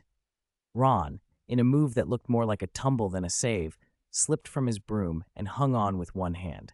With a desperate kick, he sent the quaffle flying along a wild, impossible arc from one end of the pitch to the other. For a heartbeat, the Slytherins froze. No one rushed to block it. The quaffle sailed clean through the hoop, the whistle blew, and the stadium erupted. Incredible! He did it! He did it! Weasley is our king! Ron dangled from his broom, face pale, then clumsily swung himself back into position. He stared at his hands as if he'd done something that required thinking. His posture was awkward and a little ridiculous, but to the crowd at that moment, even disarray looked heroic. Teammates zipped over to slap his back and bump fists. George and Fred beamed, joking that they were proud enough to admit kinship. The rest of the match had no real suspense after that miraculous save. Slytherin's players, shell-shocked, began to play tentatively. Their attacks lost momentum. They avoided risky shots for fear of feeding the keeper. Harry and Draco spotted the golden snitch at almost the same moment. They tangled for 5 minutes and Harry caught it, but few were paying attention by then. Lee's voice returned as the match wound down. Once again, thank you to the players for an excellent game. After a year and a half, Hogwarts Quidditch season begins with a win for Gryffindor. Cheer for them. Weasley is our king. He lets no goals in. Gryffindor all sing. Students swarm the pitch, crimson and gold rolling like a tide. Ron was lifted high, tossed up and down by a grinning mass of housemates. The professors let the celebration run its course, lingering at the edge and walking slowly. Dumbledore sniffed, eyes bright with something like nostalgia. What a splendid match. I haven't seen one like that in years. The children's energy always reminds me of my own youth, but Slytherin will have a hard road. They must win every match from here on to have a chance at the cup. What do you think, Severus? Professor Sprout and Professor Flitwick shot a glance at Snape. He fixed the headmaster with a glare. If I recall correctly, Minister Fudge refused your proposal about Azkaban's security again this morning. The board has sent a letter questioning the vacancy in the Defense Against the Dark Arts post. You have far more pressing matters than the students' Quidditch. Severus, proper relaxation is quite necessary, Dumbledore said gently. Professor McGonagall cleared her throat. Do remind Miles Bletch about his weekend detention. Humph. Snape's expression soured. He picked up his pace, giving off that unmistakable aura that said, keep your distance. 10 p.m., Gryffindor Common Room. The rug was a chaos of crumbs and wrappers, gobstones and empty drink cans. A knot of students surrounded Ron, replaying his legendary kick like a campfire tale. That save was better than Barry Ryan's famous stop against Ladislas Zamoyski in the International Cup, Lee Jordan crowed, draining a swig of mead and clapping Ron on the shoulder. If it were in the World Cup, it'd be in the top 10 saves of the year. No, the top 10 in Quidditch history. Seamus was beaming, sure he'd have something to talk about for months. Ron slipped out of the scrum and flopped into a chair by the small round table where Loren and Hermione sat. Quite the glory, keeper, Loren teased. Ron's grin sagged. Don't remind me. It was pure luck. I slipped off the broom trying to reach it, and when I climbed back up, I accidentally kicked it. Angelina says she'll change tactics now, expects me to block everything. I don't know what I'll do in the next match. Just have a few more accidents like that, someone said. You'll be fine. Yeah, easy for you to say. Just practice more. Fall off the broom a few times. That's dozens of feet. Broken arm or leg, and you'll be a legendary keeper. Hermione, sitting beside him, had been half listening while organizing the outline for an astronomy paper. She hid a smile behind her hand and went back to working, though she was touched by Ron's attempt at nonchalance. Loren kept stealing glances, a touch disappointed to be helping only with the framework. He'd had hoped for something more finished to copy. Hermione remained difficult to fool. Down in the dungeons, the potions classroom was dim, the fires under the cauldrons throwing just enough light onto the workbenches. Members of the potions club bent over their ingredients, and the bubbling pots made a cover hum perfect for private conversation. Why haven't you replied to my messages? Draco complained. Sorry. Loren started to apologize, then stopped. You and I share most classes. Couldn't you catch me between lessons somewhere quiet? That's different. There are too many eyes and ears. What would they hear? What if something leaks? Good point. Loren nodded and resumed chopping scurvy grass, grinding the purple stems for the red sap he dripped into a simmering cauldron. So what do you want to tell me? What unspeakable secrets do you have? Draco hesitated, frowning. Some people in Slytherin, kids whose parents were Death Eaters, don't support you-know-who. They've realized what's happening and they keep testing me. You mean Theodore Knott? Astoria Greengrass? Loren murmured, stirring as the red potion shifted toward a bluish purple. Anyone else? Draco's expression tightened. He'd expected secrecy. He hadn't expected Loren to name names. I can't say. I promised to keep it secret. You call that keeping a secret? I haven't named a single person, Draco insisted. He grew quieter. We don't want to join Dumbledore. We don't support you-know-who. We're trying to make a secret society. Everything is about protecting our families. Secret society, Loren said, amused. Very pure-blood traditional. But why tell me? To invite you. Loren considered it for a second and shook his head. No, you're tied to Slytherin and bloodlines. It wouldn't look right to invite me, a Gryffindor, Muggle-born, to join out of nowhere. Draco didn't look surprised. Also, can you make us some discreet communication devices? Everything needs to be anonymous. Use code words for names and addresses, hide the materials, name your price. Loren set down his stirring spoon, watching Draco's forced calm. The invitation had been engineered to get the precise reaction. Refusal followed by a business offer. Classic Malfoy. He smiled a little. 10 galleons a unit, friendly price. Draco's breath caught. He flinched. The student's understanding of wizarding currency was common enough. 10 galleons was neither cheap nor obscene, slightly above their previously hinted lowball. It felt oddly suffocating for him. He muttered, "Deal." "Here," Loren said later, as he led Draco toward the storage room. "The stock is sealed tight. These barrels are the club's production, the rejects set aside for you. No need to thank me.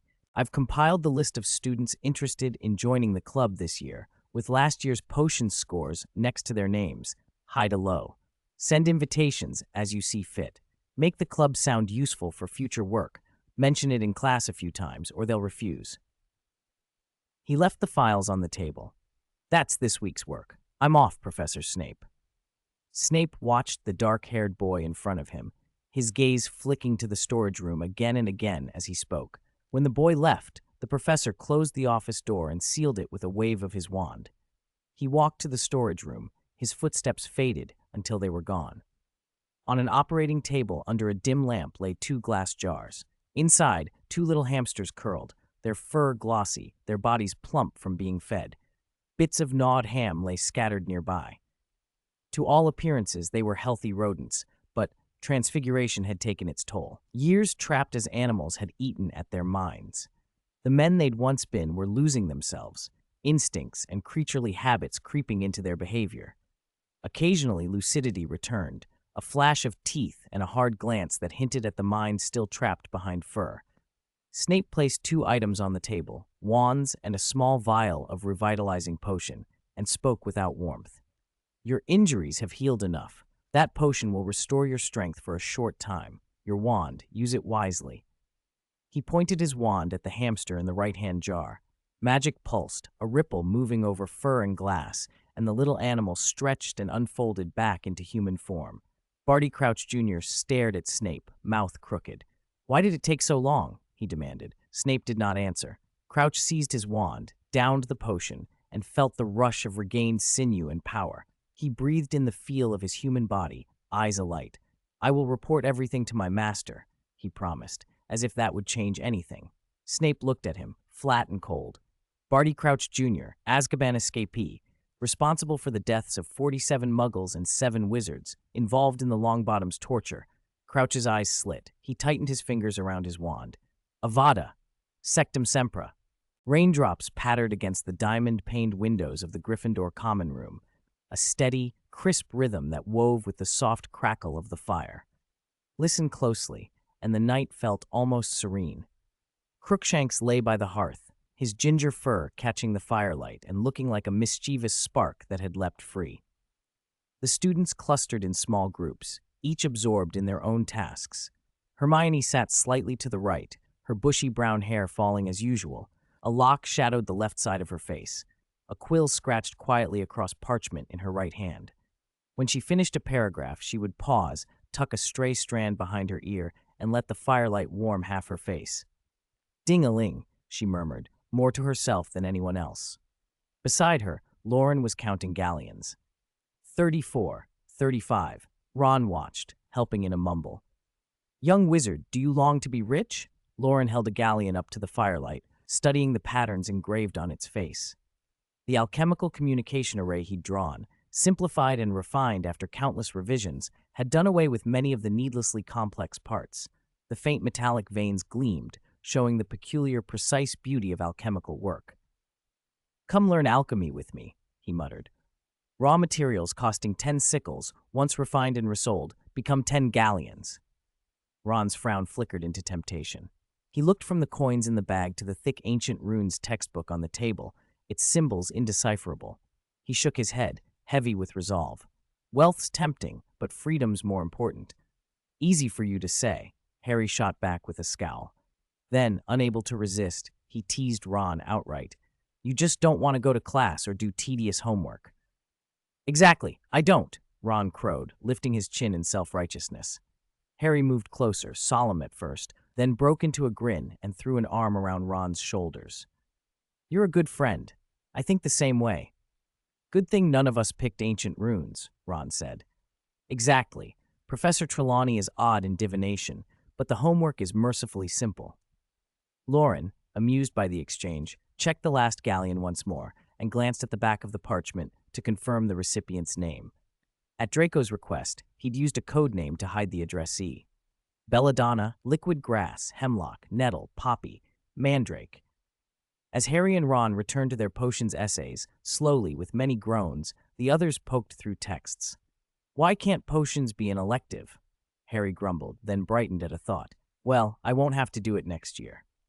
The mood lightened. The obscure plant names started to look a little less forbidding. He read aloud to himself. Scurvy grass, angelica, sneezewort. These plants can induce encephalitis, often used in confusion potions, making the user irritable, reckless.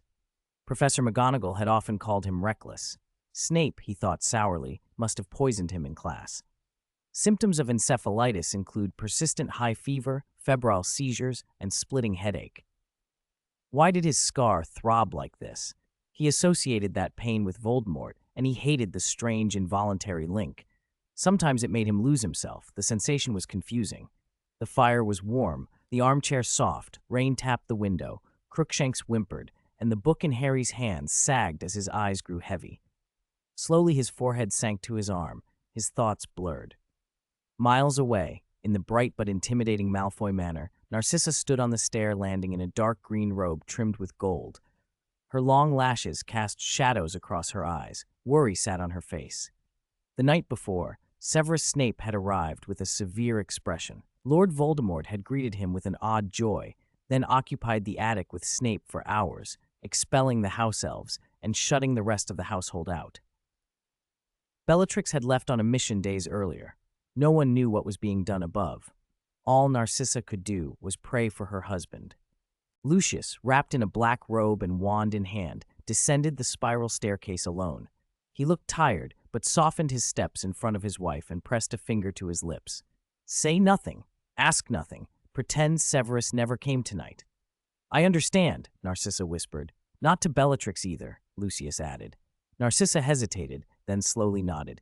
Lucius glanced back up the stairs, brows knit, thoughts tangling into a heavy sigh. The attic reeked, a nauseating blend of rot and ferment, like meat mashed into pulp and boiled with sharp potions.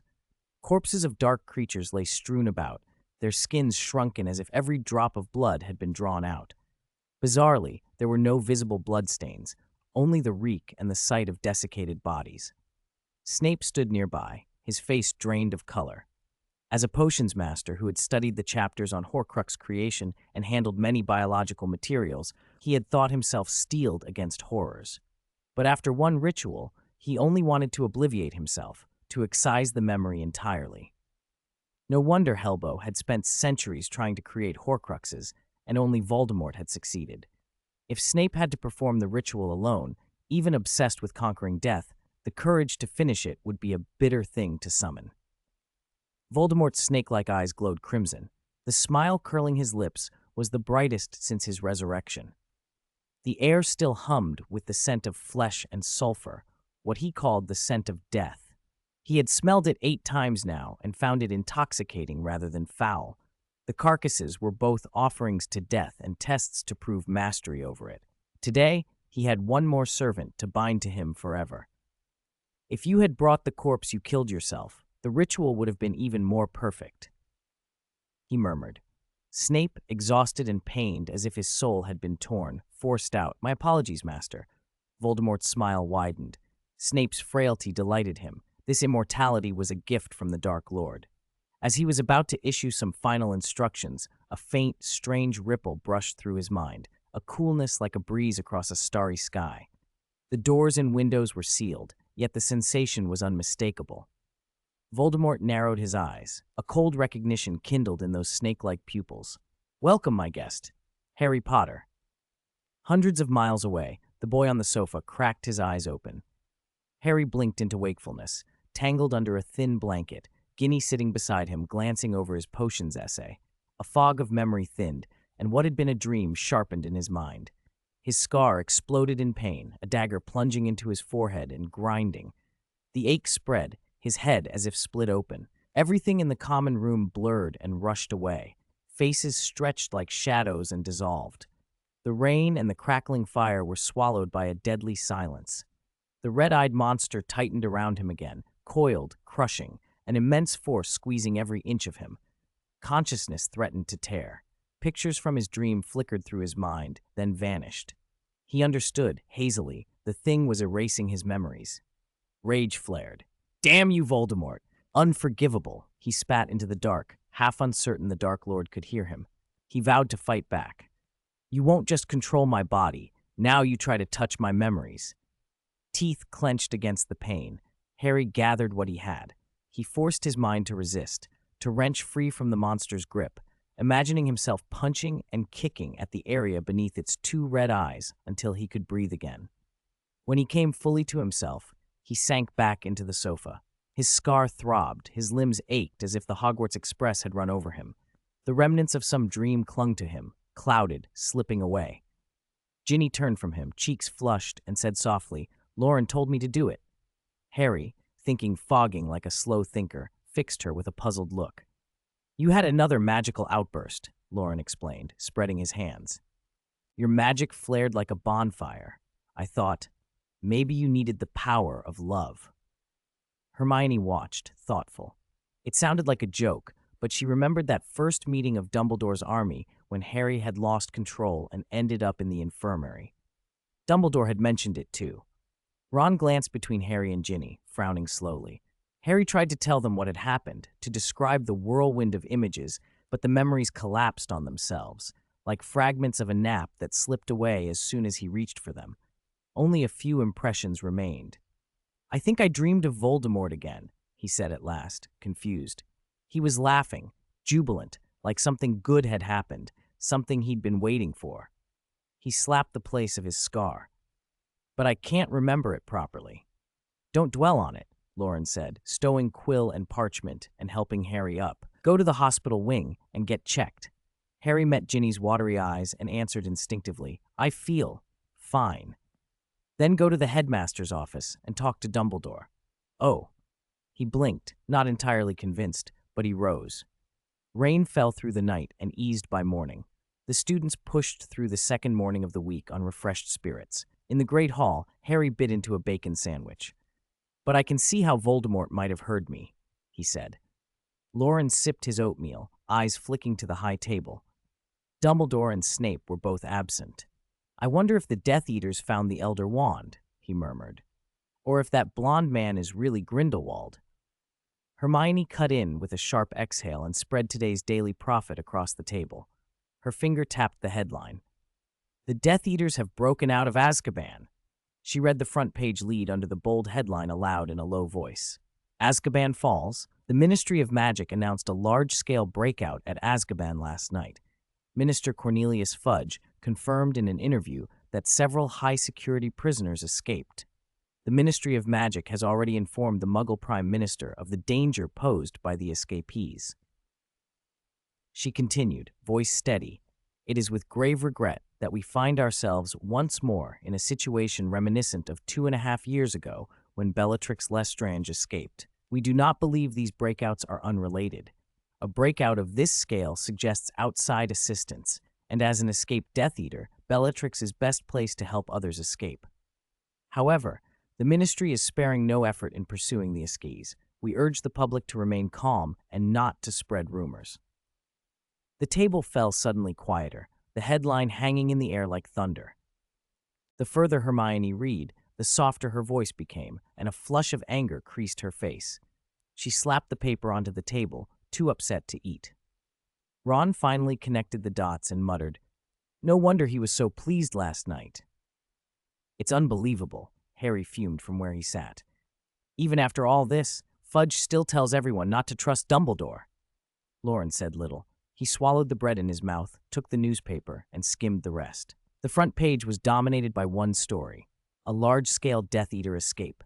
Beneath the headline were black and white photographs, mugshots of the prisoners, taken shortly after capture. They filled the page. Some sneered in the camera, others tapped their jaws with arrogant fingers, all pale, eyes hard and cold. Names and crimes were listed beside each face. Loren recognized a few from the files Hermione had pulled up after Bellatrix's breakout: Rodolphus and Rabastan Lestrange. Rodolphus, Bellatrix's husband and an early, fanatical follower of Voldemort, one accused in the torture of the Longbottoms. Antonin Dolohov, another of Voldemort's first, notorious for brutal murders and implicated in the deaths of Mrs. Weasley's brothers, the Prewetts. Augustus Rookwood, whose previous identity, before arrest, had been an official at the Department of Mysteries, feeding intelligence to Voldemort. Ludo Bagman had been dragged into the mess because of him. Other faces were unfamiliar, but their crimes were savage. Many had Muggle blood on their hands, as if slaughtering ordinary people had been a rude initiation into the ranks. "How many were killed this time?" Hermione whispered. "How many witches and wizards? How many Muggles?" Ron echoed. Loren looked up and around the great hall. Few students read the paper every morning like Hermione. Most were still chatting about homework, Quidditch, and silly jokes. Professor Binns, who drifted in to teach history of magic, was plainly unaware of the latest turmoil, droned on about the war with the giants in his usual soporific fashion, long, formal sentences that left everyone half asleep. But once the paper passed from hand to hand, the drowsy woke. The lesson about the giant war was drowned by the private, half-heard gasp of news. Who had done what, where, and when, who had seen what, and whose cousin had been victim. The classroom emptied in a clamor when the bell rang. The newspaper was wrinkled and discussed from one table to the next. Loren packed away ink, quill, and textbook.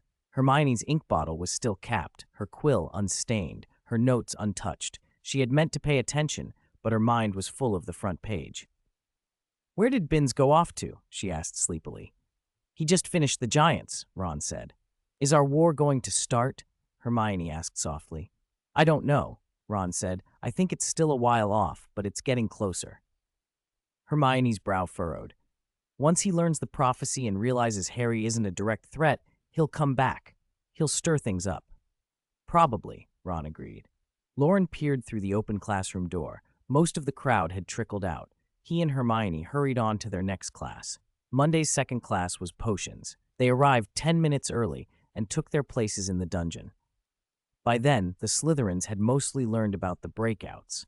The whole room buzzed on one theme: the escapees. Many Slytherin students were from old pureblood families, and however the world shifted, they had reasons to be less terrified than others. If they kept their heads down and didn't openly oppose Voldemort, they could often ride out the worst. Some families had even profited quietly.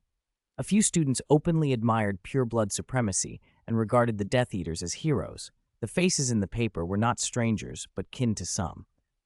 Only a few, the intelligent and uneasy ones raised in those families, were unsettled by the news.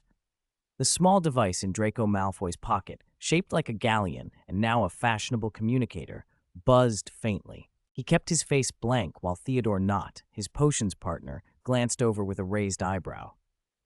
"Can't you make that thing quiet, Draco?" Theodore sniffed. "If I didn't have belladonna, I'd think you were carrying a toad. If Snape spots it during rounds, what then? Want to join Professor Flitwick's choir?" Draco turned the device over under the table, fumbling for the mute. Theodore tutted. "If you'd read the manual, you wouldn't be asking. Typical Malfoy. Spend 20 galleons and don't learn the buttons." Draco said nothing. He pressed a small seam and the buzzing stopped. Theodore narrowed his eyes. "You overcharged me, didn't you?" Draco stammered, then held up one finger. "1 galleon?" "Fine," Theodore said grudgingly. Draco took 2 tentative steps away and whispered, "Double." Theodore's calm cracked. He was about to strike when Professor Snape swept in. Snape moved to the front with that always dangerous stillness and fixed the room with a sweeping, black-eyed stare. It felt like a cold blade. "I know what happened last night," he said quietly, "but I do not wish to hear a single word of it in this classroom. If I catch anyone—" He looked about, and the look alone silenced the murmurs. "Today we are brewing the invigoration draught. Class begins." A classic Snape opening. Loren, who had been tense, relaxed.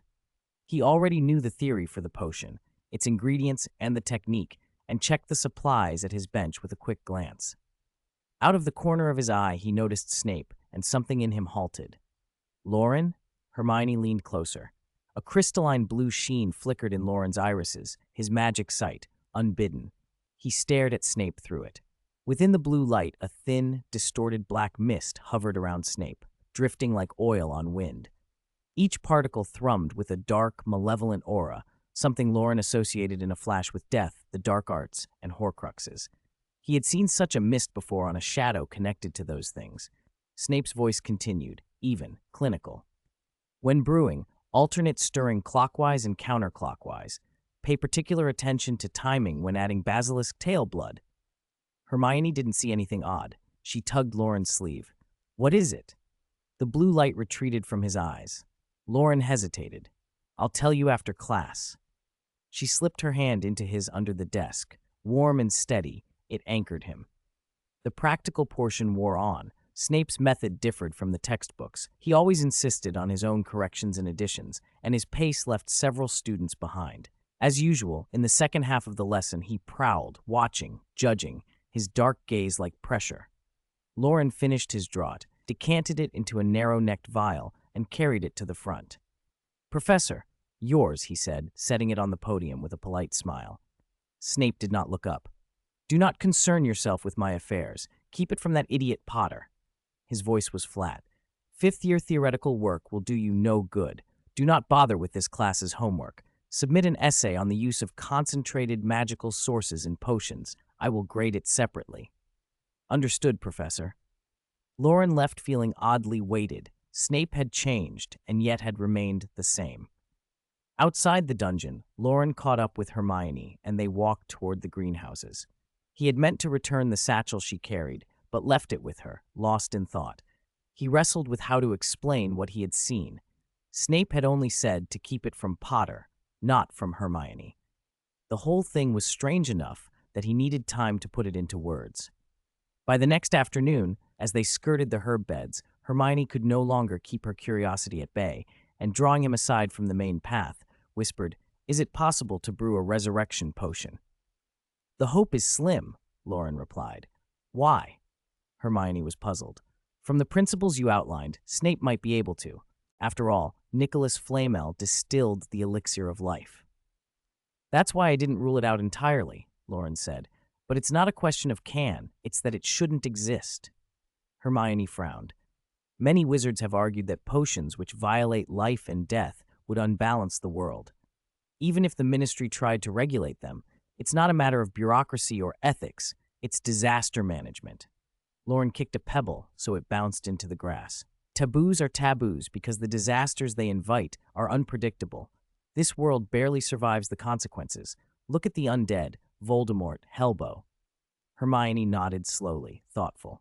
"I think I understand." "Then why doesn't Dumbledore stop him?" she asked.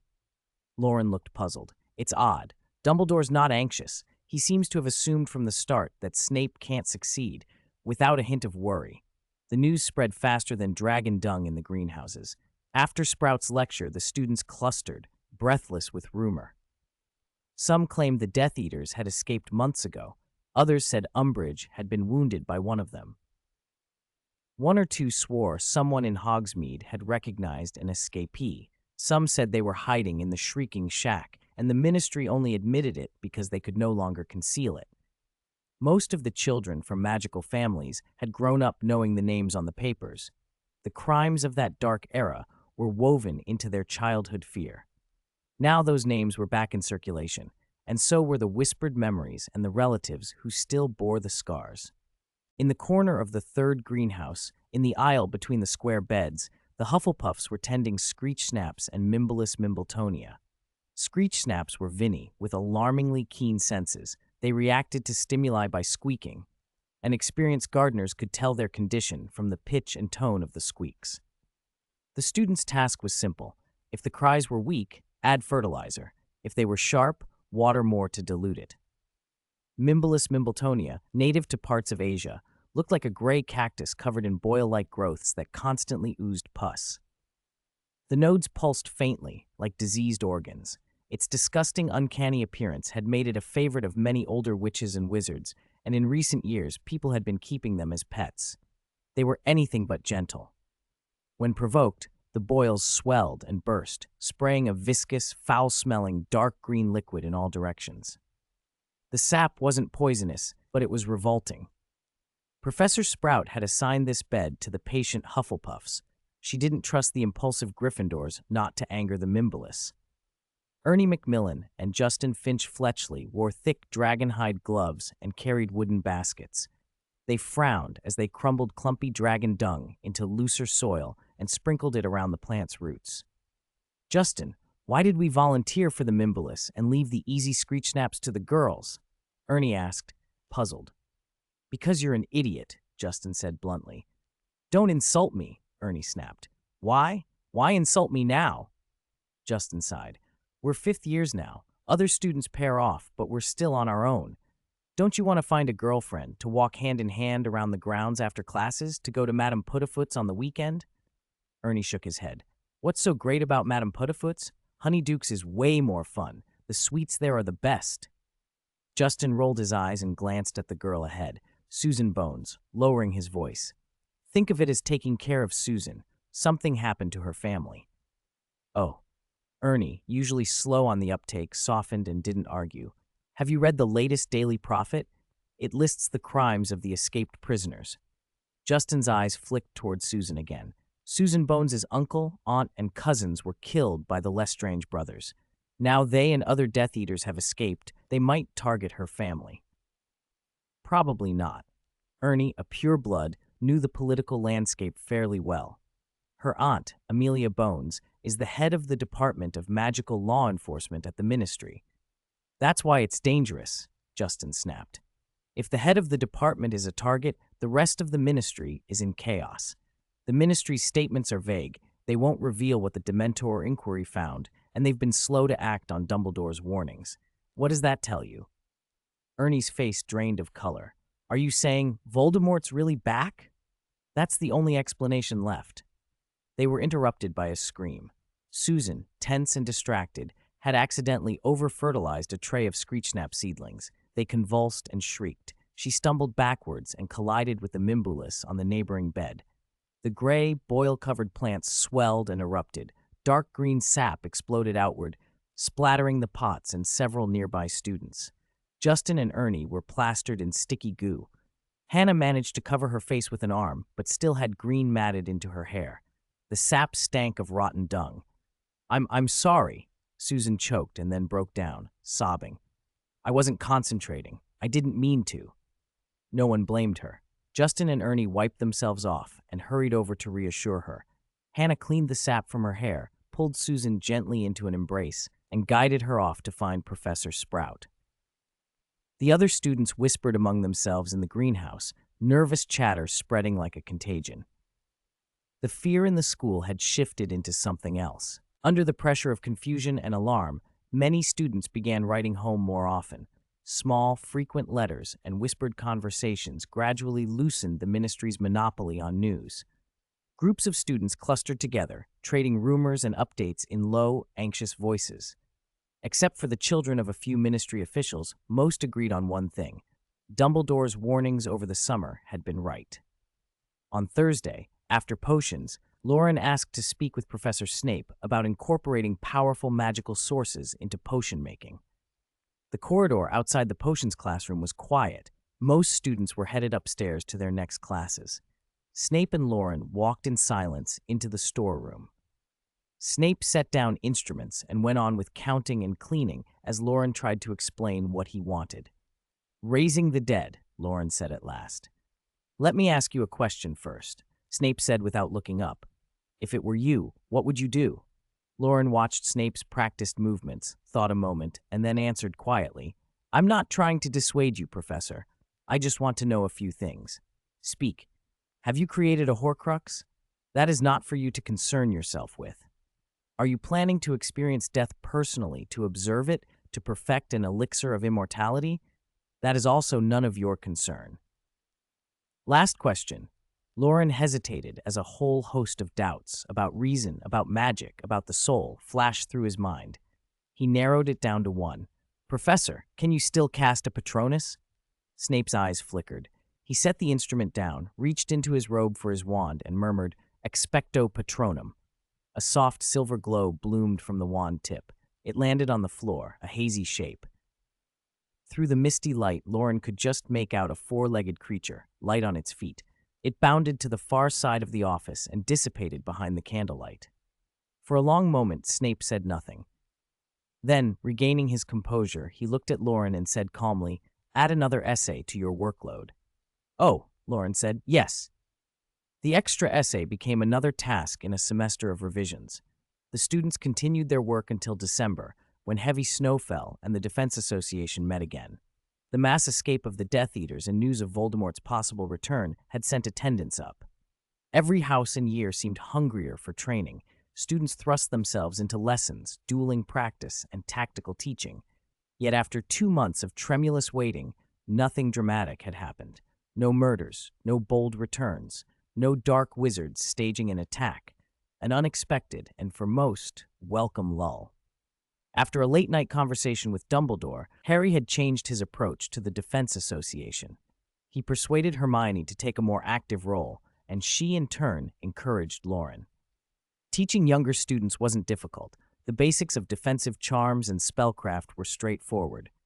Older students needed more: advanced combat charms, tactics, and learning to use Transfiguration in a duel. Loren and Hermione moved among the dueling pairs, offering corrections and suggestions. In the area around the Great Hall, Hufflepuffs were particularly active. It was entertaining to watch friends practice. Cho Chang could hold her own in Quidditch, but dueling was another matter. Rolf and Luna's matches were visually unusual, their charms unexpectedly creative. "Hannah, watch the angle of your spell. Dodge to the right," someone called. "Neville, use Transfiguration to hamper her movement." "Hannah, knock his wand from his hand and then set it on fire."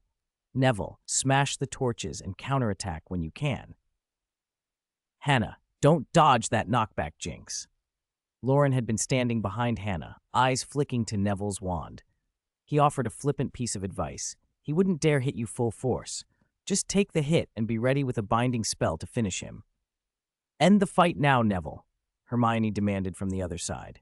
When Hannah stood her ground, refusing to dodge, Neville froze, panic made, and the spell at his wand never fully fired. In the end, he used a half-hearted binding spell, leaving the upper half of his body locked, immobilized. Hermione stormed over. "What are you teaching him? He wouldn't dare hit you? That's not a tactic to use in practice." "Why not?" Loren argued. "Judging your opponent's intent, choosing when to defend and when to trade injury for advantage, that's classic dueling strategy." "If this were a Death Eater, that tactic would get you killed," Hermione snapped. "You can't rely on your opponent's mercy." "Observing the opponent's psychology is part of dueling," Loren shot back. "You're twisting things," Hermione hissed. "You're being unreasonable." The bickering grew tense. Quietly, Hannah moved to Neville's side and released him from the binding, and they exchanged a look before slipping away from the little battlefield. "Let's practice somewhere quieter, just the two of us," Hermione said, pulling Neville with her. "The space here is too small. Let's go to our usual spot upstairs," she added, determined to make a point to Loren. Harry, practicing with Ginny nearby, glanced up as they left. "Bat bogey hex," he said, and the practice continued. Loren and Hermione walked out of the Great Hall side by side. Once they were outside, Loren draped his arm over her shoulders and walked toward the tower. Hermione gave a symbolic little struggle and then turned to glare at him. "Do you really want to practice dueling? Of course, I must prove your tactic wrong. I'll surrender now. Too easy. I admit it's wrong. No, I want to prove it in a duel. I have something more important. I'm having trouble with my astronomy homework." Loren adopted a solemn expression, an almost believable excuse, since the semester's essays and projects would pile up over the Christmas holiday. Hermione squinted at him, amused. "Then let's go back to the common room, and I'll tutor you." "Astronomy has to be done in the tower," he protested, rubbing her head. "You can't study the stars down in the common room." Hermione gave up and indulged him. 592, December snowstorm. It was the second week of December. Snow and wind battered the castle, ice forming on the outer walls like ivy, frost frosting the blackened pear skins, and snow pressing down on the grass so hard the wild roses bowed beneath it. The forests and hills were glazed with ice, a blank, white desolation as far as the eye could see. The roaring fire in the Gryffindor common room burned through the night, and the Great Hall's floor held the kitchen's residual warmth, so the castle felt mostly comfortable inside despite the storm. Not everywhere was warm. Potions and astronomy were especially hard to endure. Snape taught in the dungeon, where the Black Lake's chill seeped through the stone. Students' breaths and steaming cauldrons hung in the air as white mist, making the classroom damp and cold. Professor Sinistra lectured at night in the open tower, the wind slicing across the moors and flaying any exposed skin.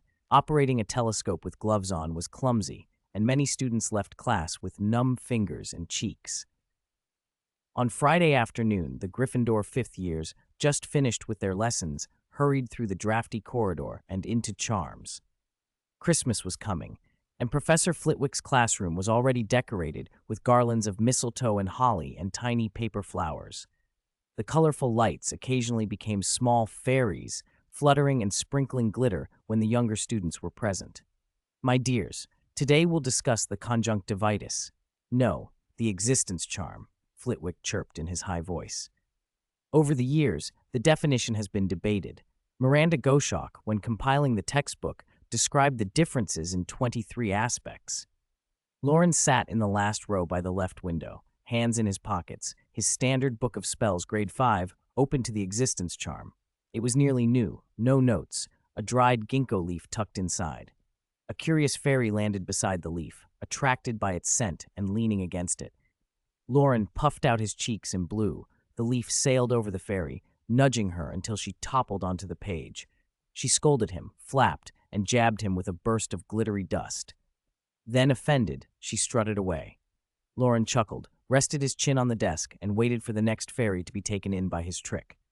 Hermione, a few seats away, tightened her fingers around her quill and copied Flitwick's lecture into her book with methodical neatness. The scent of ink filled the air. A flicker in her periphery caught her attention. Something zipped past, and a piece of dried fruit was pressed into her mouth. Sweet, dried mango. She turned, eyes wide, and glared at Loren. He tilted his head, feigned confusion, then admitted, "Oh, another piece?" Before she could reply, he stuffed in another, this time hawthorn flakes, sour then sweet, saliva springing at the taste. Hermione swallowed hard as Flitwick asked from the podium, "Can anyone tell me, in what environments is the existence charm applicable?" After 5 years together, everyone looked to Hermione, the know-it-all in the last row on the right. Flitwick smiled. "Miss Granger, would you enlighten us?" Hermione, still annoyed and half-muzzled by snacks, saw Loren's hand already in the air. He answered calmly, "Professor, the existence charm originated in the 12th century. Ancient wizards used it for—" "A perfect answer. I couldn't have been more detailed myself. 5 points to Gryffindor," Flitwick finished. Break. Hermione punched Loren's arm with all the righteous indignation she could muster. teetering between wanting to throw him out the window and just being furious he'd humiliated her. "Look what you did. Professor Flitwick must have seen. He was warning me. He'll think I'm a bad student." Loren still had a hawthorn flake in his mouth. Muffled, he offered. "Want some strawberries?" "Stop eating," Hermione demanded, pinching him until he flinched, and finally satisfied, she hummed, "Are we staying at school this Christmas?" "No, I don't think so," Loren said. "But Voldemort and the Death Eaters are still out there. Staying at home means the news will be delayed." "Then we'll stay. Grandfather Bates has complained. We haven't gone back since second year. Then we won't stay." "But the Death Eaters," Loren squinted at her. "Let's look at it from another angle. Are we going home this Christmas?" "What's different about that angle?" "Never mind. Just answer." "Then, home," Loren brightened. "News will be delayed if we go home." "Not going home? If we don't go, our parents will complain." Hermione rolled her eyes, exasperated and speechless. They were about to continue when a flock of birds rose from the forbidden forest in a raucous burst, wheeling and squawking as if an entire tree had been upended. Hagrid emerged from the trees in his moleskin coat, dragging a thick fur. Loren grinned. More Christmas trees, then. Hermione squeezed his arm and saw him wince. That small victory settled her better than any argument. Later, back in Gryffindor Common Room, Parvati said the password, Mimbulus Mimbletonia, greeted the fat lady, and slipped inside with a list of students staying over the holidays. Friday nights here were busy and warm with noise. Exploding snap cards popping, gobstones spraying disgusted shrieks, a roll-y table of wizard chess making clattering arguments, and a circle of youthful strategists earnestly plotting how to handle Voldemort. Talk that was harmless but comforting in Gryffindor fashion. Near the entrance, someone had set a square table piled with candy from Honeydukes, Christmas luxury gift boxes, unopened, surrounded by eager first-years who couldn't yet go to Hogsmeade. Parvati hurried over and asked first-year Ewan Abercrombie gently, "Ewan, who put this here?" Ewan swallowed a sticky toffee and blurted, "It was Prefect Longbottom." "No," Dennis Creevey interrupted. "It was the kind Loren Morgan. Prefect Longbottom wanted him to take the big box. Loren refused but couldn't convince Longbottom, so he shared it with everyone and said Prefect Longbottom was treating us." Parvati let out a laugh, ruffled their hair, and warned, "Keep them away from George and Fred. We won't let the red-haired Weasley near them, right?" "Got it." She glanced across the room and saw Neville under the stairs, his wand flicking golden-red ribbons into place as part of the castle's decorations. Prefect's duties, and a safer task than negotiating peeves in the corridors. Loren and Hermione sat at their usual round table by the window. Parvati waved the registration form and said, "Think it over and give me your answer by Monday." Loren promised decisively, "Okay, Prefect, no problem." He bumped the girl next to him, who was leafing through a joke book. "Did you hear? We have to answer by Monday." "Can't you just decide for me?" Hermione mumbled, head buried in the book, sounding like a sheepish child. "Then we'll go home." But they were interrupted as Harry padded over, looking slightly bewildered. He hesitated and handed them an intricately patterned envelope. "What's this?" Loren asked. "Sirius's wedding invitation," Harry said. Far away at Malfoy Manor, a wide drive led to a grand, respectable house. Narcissa Malfoy followed her husband across the iron gates, snow crunching underfoot as they moved toward the front door. Inside, the hall's rugs were lavish and bright. Narcissa paused, feeling oddly like an intruder in her own home. She followed Lucius upstairs and turned right, twisting the bronze knob of a familiar door. In the living room, a marble fireplace spat orange flames and soft crackles. A round table had been replaced by a long one to accommodate many more seats. More faces arrived, some she recognized from years before. Augustus Rookwood, Antonin Dolohov, Bellatrix Lestrange. Severus Snape sat nearest the head of the long table. Her gaze slid away from Snape. His pallor looked disturbingly like the Dark Lord's, and she did not want to imagine what that resemblance might hide. Lord Voldemort was already there. He turned his head, those scarlet slit pupils sweeping across the room like a caress and stopping on her and Lucius with cold amusement. Narcissa forced a smile, tiny and brittle. Lucius squeezed her hand under the table and, when the Dark Lord fixed him with a look, blurted a thin excuse. "Forgive me, Master. I drank a little too much trying to make Cornelius Fudge accept the invitation and was delayed. Voldemort smiled as if amused. Is that so? I thought perhaps I disturbed your normal lives and made you unhappy, did I, Lucius? Lucius swallowed. We discussed this, Master. Your presence in our home is an honor. There is nothing more joyful. Really? Voldemort asked, voice casual. So your son will not remain at school for the holidays and will join us with great pleasure, is that right? Narcissa went pale. Her hand gripped her husband. Tears of fear gathered in her eyes. Lucius recovered quickly, and her voice strained but steady. Yes, Master, Draco will return. Voldemort nodded in satisfaction and turned his attention to the tall man nearest him. Augustus, how does your work progress? All is going smoothly, Master. Rookwood's hair was oily and his cheeks pocked. I waited for Broderick Bode on his way home and reminisced with him until late, confirming the Department of Mysteries hasn't changed much. However, Voldemort prompted. Bode told me that 2 years ago, Dumbledore and Mad-Eye Moody entered the Hall of Prophecy. He couldn't say what they did there. Voldemort's displeasure was apparent. Lucius added cautiously, if Cornelius Fudge can be controlled, whatever they did won't matter. We could enter the Department of Mysteries and obtain the prophecy orb. This plan carries unpredictable risks, Snape said quietly, eyes on Voldemort. Although the Master has conquered death, none of us here have. If something goes wrong, we will not have another chance to rise again. The room grew quieter, breaths held.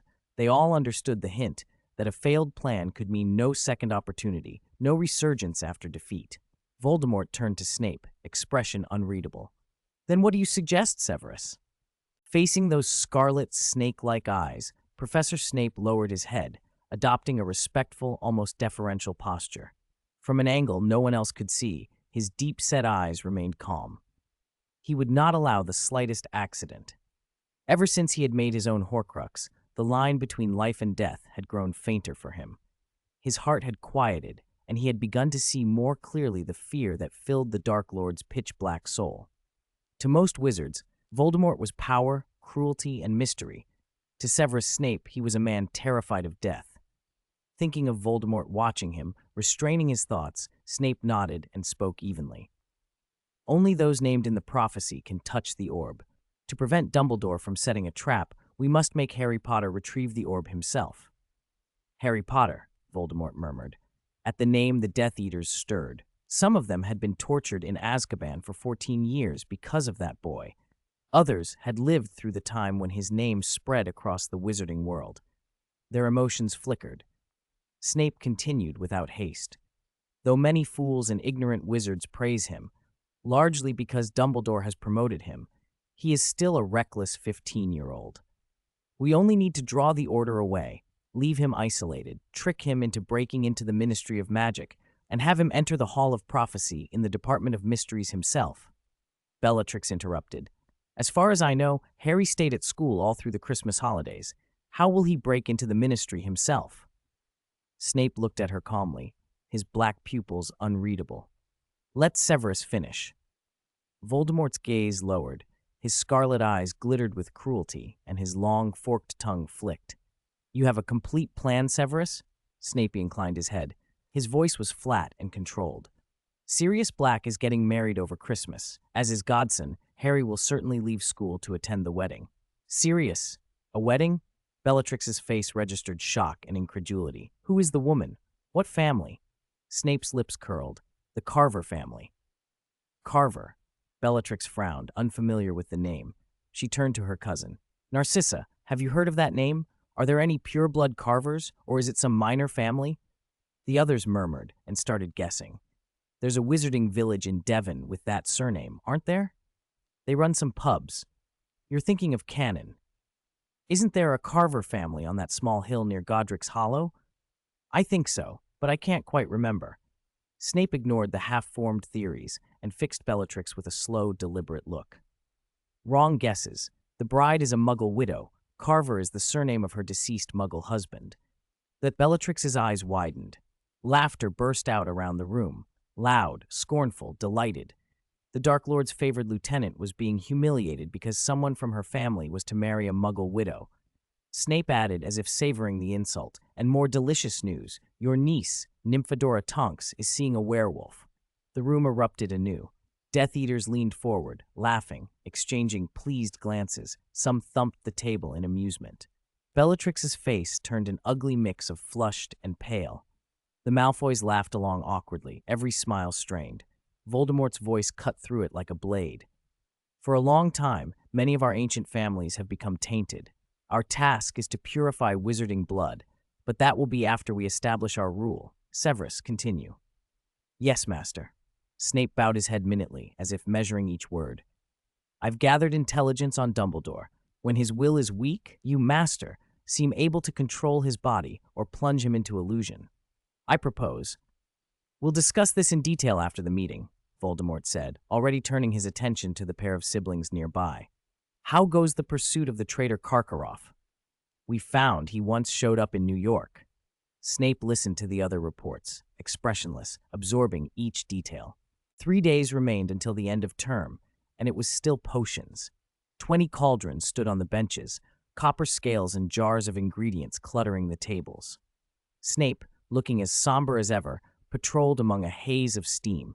When he passed Harry, he paused longer than usual. Harry, under heavy psychological pressure, trembled as he added ingredients to his cauldron. Snape made a faint, almost inaudible sigh and moved on. Loren and Hermione worked at a bench on the borderline between the two houses, lively Gryffindors to their right, quieter Slytherins to their left. Hermione monitored the heat and timing. Loren handled the pre-treatment of ingredients and the overall plan. Their potion sat a clear cerulean blue, all neat and precise. Loren. Draco slid his work toward Theodore Nott, his groupmate, and edged closer to Loren with casual ease, a habit born of long practice issuing orders. He glanced back to confirm the professor was out of earshot, then spoke, low. Are you staying at school for Christmas? Loren looked up, asked without interest. Aren't you? Draco shook his head. Loren guessed something and warned him with a sigh. Be careful. Consult your parents. If you can't, play the fool. If you can't manage that, pretend to be mute. Draco bristled. I can always pass along the latest news from inside the Death Eaters. Tsk, Loren said. Don't pretend to be stupid. You already are. He shook his head. I don't know if you can truly pass messages, but it's likely Lord Voldemort will extract your memories with legitimacy and toss you into the fountain in your family courtyard to feed the fish. Draco fell silent. The Malfoy fountain was frozen. There were no fish to be fed. He remembered what had happened at the start of term and backed away wordlessly. Loren stood, lost in thought. It was the third Wednesday in December. The term had ended, and the students were leaving Hogwarts in waves. As the last of them departed, the castle grew quiet. Even the forbidden forest and the snow-dusted hills fell silent. The tracks cut 2 black lines through the silver-white fields, stretching into the distance. Cracked ice and snowflakes trembled as the train, an alchemical contrivance disguised as technology, slid along the rails, leaving a streak of bright red against the wintry sky. Dark coal smoke stood out starkly against the snow.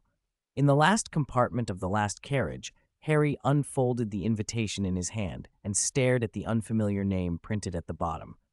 He mouthed it softly, as if repeating it enough would make it less strange.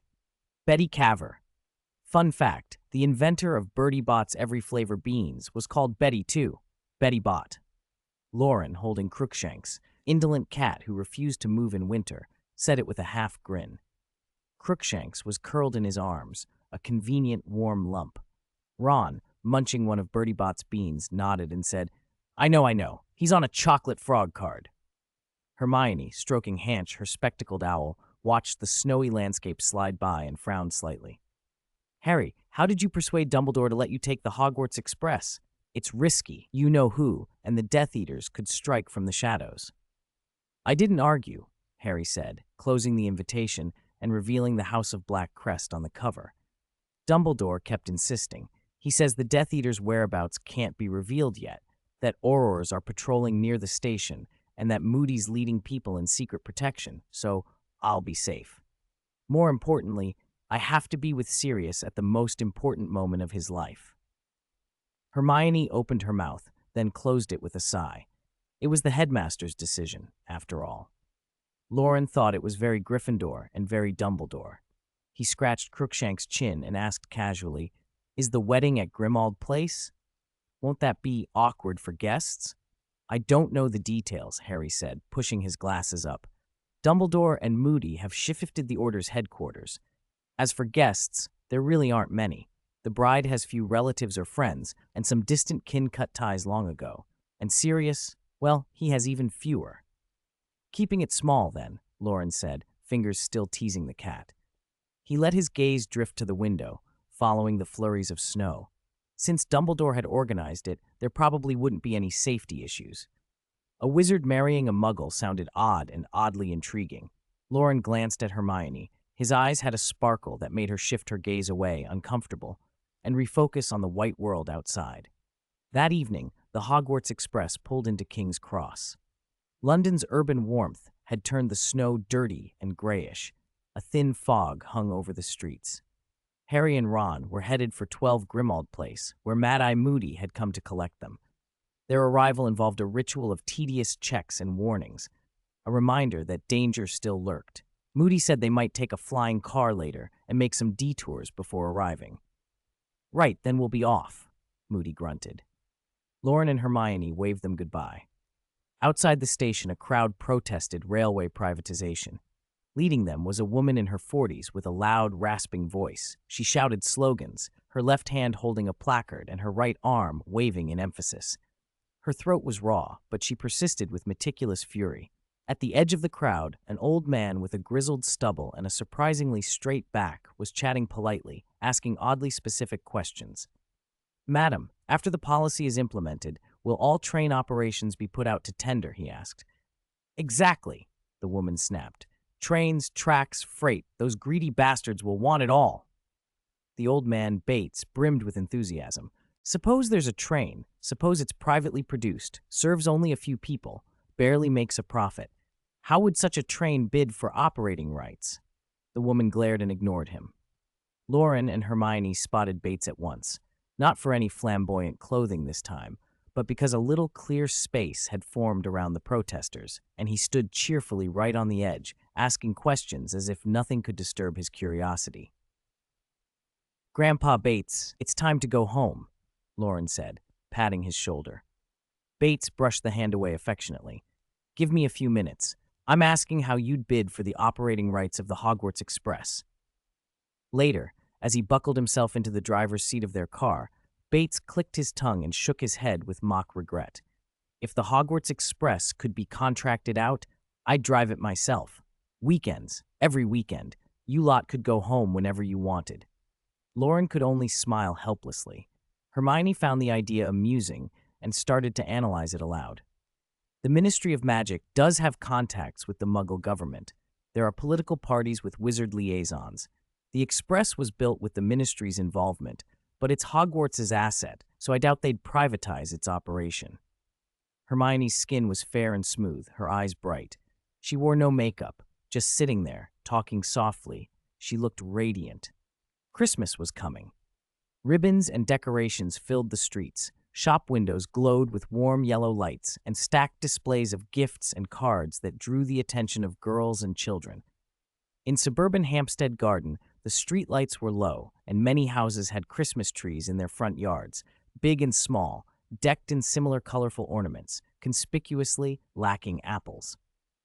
The Granger's own tree was still under canvas when Hermione led Loren past. A tag flapped from a branch corner, Norwegian spruce, 27 pounds. Pushing the door open, they stepped into the house. Bright light flooded the room, and the rich smell of frying meat chased away the weariness of travel. The moment she crossed the threshold, Hermione dropped her Miss Know-It-All composure. She pressed her thick coat into Loren's hands, her eyes curving into crescents as she darted into the kitchen. "Mom, I'm back!" From the kitchen came Monica's mildly exasperated reply. "Hermione, darling, I can't cook if you're clinging to me like that." "Hey, any news lately?" Loren hung the coat on the peg behind the door and moved toward Wendell, who was reading the newspaper at the dining table. With his easy manner, he wouldn't let the mood stiffen. "When we came back, I saw people protesting and campaigning outside the station. They're not even taking a break for Christmas. Has a new policy been passed?" Not new. It's been in effect since last year. They're only kicking up a fuss now because the general election is coming up, Wendell said. When the topic wasn't fishing, he was the calm dentist. There's nothing much worth noting. Tell me about your magic school. How was the term? It was relatively quiet. The Ministry of Magic is the same as ever, hardly the model administration. As usual, political complaints and deriding those in power lit up the conversation among the men. Bates, who had just parked the car, came into the house and joined them, and the chat grew livelier still. "Shut up and eat, gentlemen," Monica said. Wearing an apron and thick oven gloves, she set a steaming pot on the table. The steam hazed the dining room light. "You're finally home for Christmas. Loren, I thought the two of you were going to stay at Hogwarts again. Try the red wine braised beef. I followed the recipe." Maybe I didn't add enough wine." "It tastes perfect," Hermione said from beside her. "Oh, you sneaked a taste already," Loren teased in an exaggerated voice. "You've been talking about having dinner at home since the train. Did you plan this on the way?"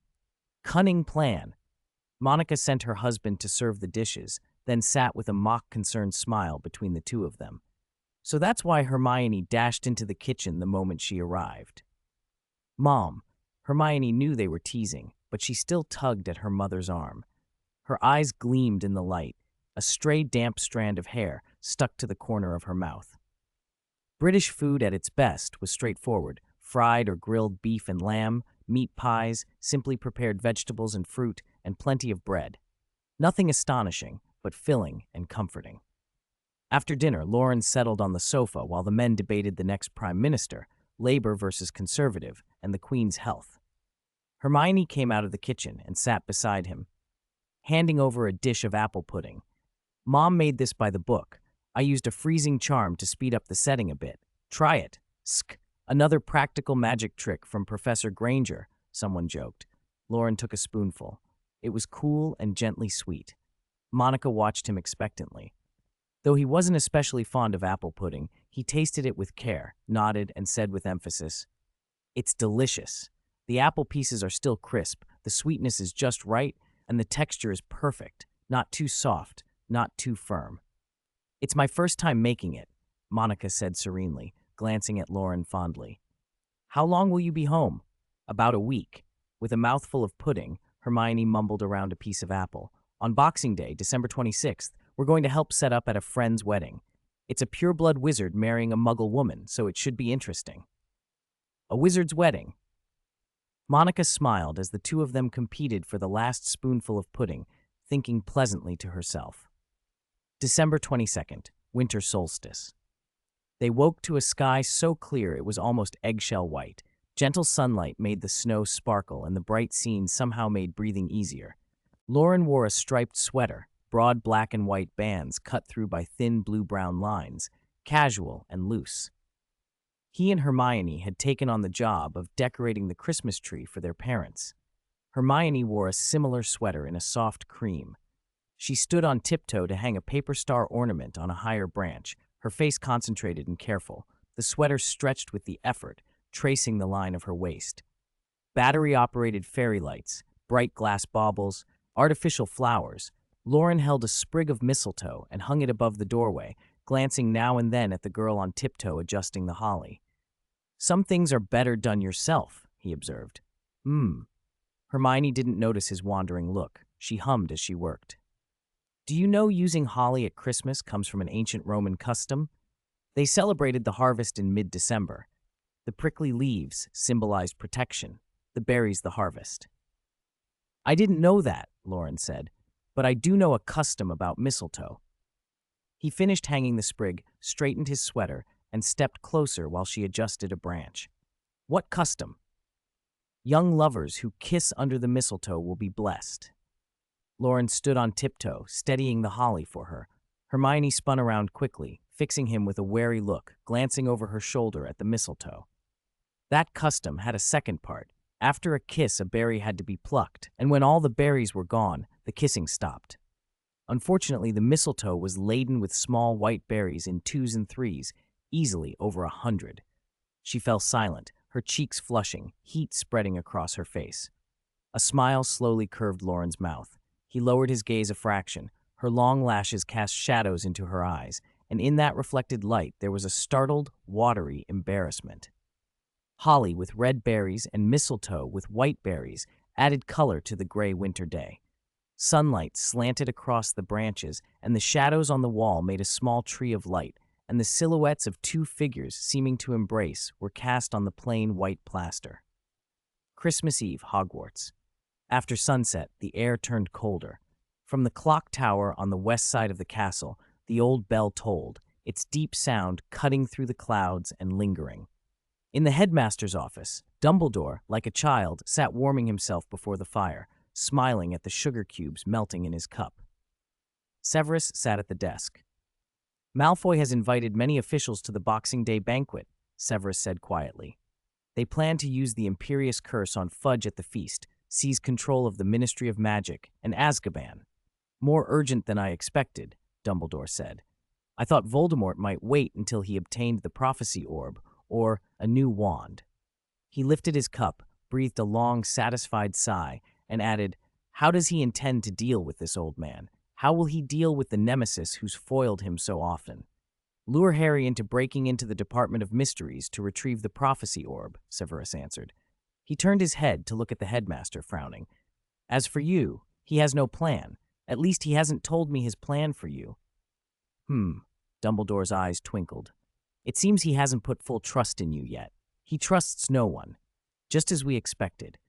Dumbledore sighed, slightly rueful. "So, do you have any clues about the number or locations of the Horcruxes?" "None. Not a single useful piece of information." Severus's voice was flat, his face unreadable. "When I probed about the number of Horcruxes, he said, 'The more the better,' and called each Horcrux an arrow piercing the heart of death." Dumbledore shook his head calmly. "He hasn't conquered death. A soul, however cold, cannot be divided infinitely. There must be a finite number." The firelight picked out his deep blue eyes as he paused, amusement flickering into his voice. "I'm reminded of an old friend." "Who?" Dumbledore watched the flames for a long moment before he answered. Then he turned his head slowly. "Severus, I don't think we can leave the students without a defense against the dark arts professor, do you?" Severus's expression shifted, his usually still features flickered. "What do you mean?" "I have a bright idea. I'll tell you about it next term." Dumbledore's voice took on that faint laugh that always hinted he remembered something amusing. Severus looked at him without comment, and the subject dropped. "Lucius is directing people to search for the person in that photograph. They say there was a discovery in Godric's Hollow. Do you want me to look into it?" Dumbledore held his cup and said nothing for a long while. The flames seemed to turn into long golden hair, stirring memories he chose not to voice. Finally, he shook his head. "Let them search." Below the castle, the kitchens hummed. House elves in aprons scurried about, preparing for the Christmas feast. Turkeys were soaking in sauce, meats and vegetables portioned and frozen. Professors preferred dishes set aside. Cooking could begin as soon as needed. "Woohoo!" Dobby ran in delighted circles, clutching a package, his little feet flying beneath him. "Dobby is a free house elf. Dobby gets a Christmas present every year." He wanted to watch the other house elves' envious faces and record them all. Unfortunately, they had all received presents from Dumbledore as well. So their feelings were mixed, touched and guilty, convinced Dobby had misled the headmaster. They didn't need gifts. A proper house elf would never trouble their master. It was all Dobby's doing. Winky, by the hearth, held up an opened card and stopped him. "There's more. Mr. Potter says his godfather is getting married and wants to ask for your help." "A wedding!" Dobby's eyes lit up.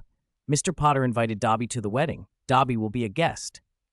He took off again, squealing with joy. Nearby, Wheat watched, envy plain in his eyes. A year earlier, he would have been just as jubilant at a gift from Mr. Morgan, boasting to a few friends and secretly enjoying their envy. Now he sat beside an unopened parcel containing another baffling history book. Two exquisitely made cards were attached, one from Mr. Morgan, one from Miss Granger, edges cut with holly leaf patterns, and he felt a small, complicated tug at his heart. In the forbidden forest, the fog thickened, and the snow fell harder. Hagrid had swapped his scarf for wool pajamas and a nightcap. Everything was made of wool. He'd lost count of how many sheep Grop had eaten in the past 6 months, but he had more than enough wool now. He'd even knitted scarves for Harry and Loren as Christmas presents. Grop's cave could use more wool blankets too, he muttered. He had considered building a wooden house for Grop, but a giant turning over would demolish it, so he settled the giant into a dugout not far from the acromantula nest. The two were getting on well enough. Hagrid plopped down by the fire to eat hot oatmeal.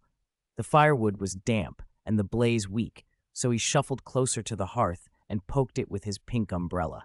The flames leapt up, singeing his beard.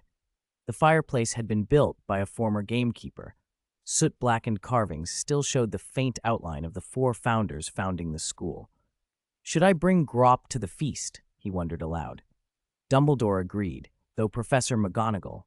He trailed off, then pictured Professor Flitwick sitting beside Grop and laughed until he coughed. So came Christmas of 1995, wrapped in small household bustle, quiet conspiracies, nervous plans, and laughter. 596. Happy Christmas, Christmas in London. Around 8 or 9 in the morning, Hermione woke Loren and asked him to prepare the most important dish for the Christmas dinner, roast turkey. Maybe it was the abundant berries on the mistletoe, or maybe a certain girl's gift had put him in a good mood, but Loren was unusually cooperative. After breakfast, he set about preparing the ingredients. To be honest, it hardly mattered who made the bird. Turkey is lean. If you don't cook it carefully, it gets tough and dry. If you don't roast it long enough, it stays underdone. To keep the juices, you have to marinate it, baste it with oil before it goes in the oven, stuff it with fruit and vegetables. Hermione, who preferred to make life easier with magic, insisted there were limits. Some steps were better done by hand. After a few complicated stages, they decided the best final touch would be a good dipping sauce. By lunch, the turkey, marinated and stuffed, went into the oven, and its scent began to drift over Hampstead. Crookshanks was lazy with his usual elegance, sprawled wherever the sunlight hit just right, on the back of the sofa, on the landing carpet, on a windowsill. He seemed to slide from place to place while sleeping. Hanch flitted about in the backyard, hopping from tree to tree and occasionally flying off to who knew where before returning to beg for dried mice at tea. Crookshanks would turn up in someone's arms, look up, and meow twice, as if requesting a treat. Loren and Hermione watched Braveheart together. The film, set in 13th and 14th century English politics, naturally sparked Hermione's speculation on whether any wizards had been hiding in the historical record. Her earnest analysis was entertaining. Dinner stretched almost 2 hours, mainly because the slightly tipsy adults insisted on recounting stories from their lives. Bates and Wendell filled in each other's anecdotes. Monica's third-person observations were uncannily perceptive and inspiring. The 2 younger people, who had their own wild histories, preferred not to share at length, so they slipped out for a walk. They strolled through the city as it lit up. Shops were shutting for the night, but the festive lights and window displays still blazed. Colored lights and strings on Christmas trees glowed warm orange-yellow, softening the dark. There were showy street performers, small vendors with hands in their pockets, and couples stopping for crepes.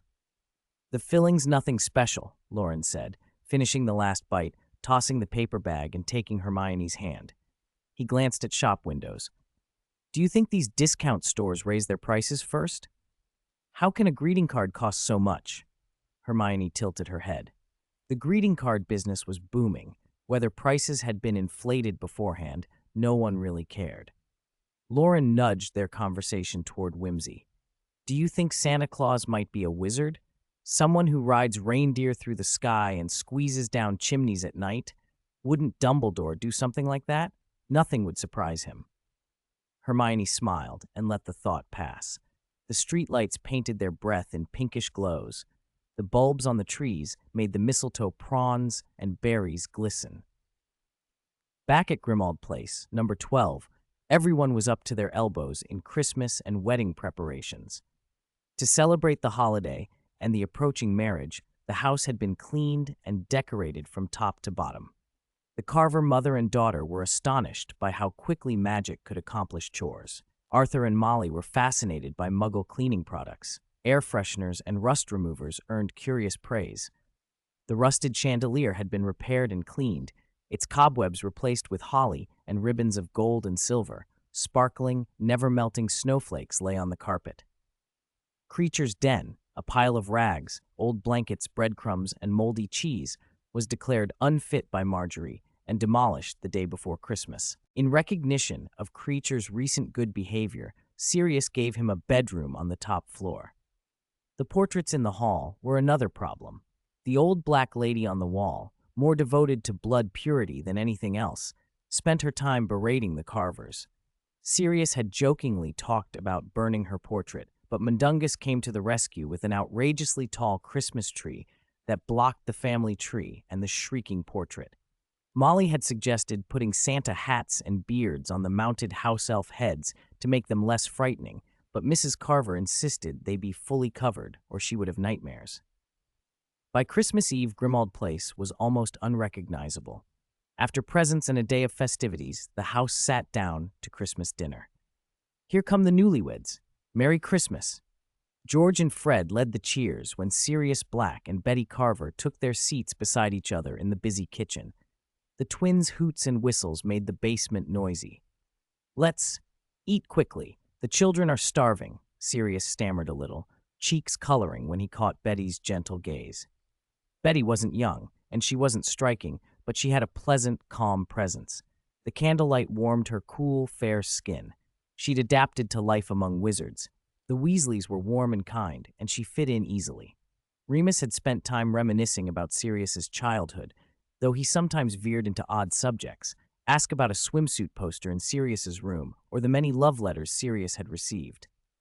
On the other side of the table, Harry and Ginny, in matching sweaters, sat next to Ron and played with a tiny lifelike Santa figurine. Look, Marjorie, if you pull this scarf it can fly, like this. Harry made the little red-clad Santa hover and sprinkle points of light. How magical, Marjorie clapped. Boxing Day was discussed in passing, the old story of St. Stephen ending up stone dead and remembered as the first Christian martyr. After breakfast on Boxing Day, Loren and Hermione said goodbye to their parents. Dressed neatly, they returned to their room, waved their wands, and apparated to a quiet corner next to the Grimmauld Place lawn. The neighborhood was as run down as ever. Dilapidated houses, broken windows, trash piled against stoops, but the winter cold at least kept odors at bay. They checked the numbers, slipped through the gap between number 11 and 13, and as the door to Grimmauld Place materialized with the familiar rumble of expanding space, they climbed the steps and rang the bell. Harry opened the door, and behind him stood a 17 or 18-year-old girl who said plainly, "You must be Loren and Hermione. I'm Marjorie, Sirius's fiancée's daughter." "Hello, Marjorie," they answered and stepped into the hall. The house had been transformed. Hundreds of colorful candles floated unlit but vividly around the rooms. White and gold flowers twined the chandelier, tiny fairies flitted through the petals.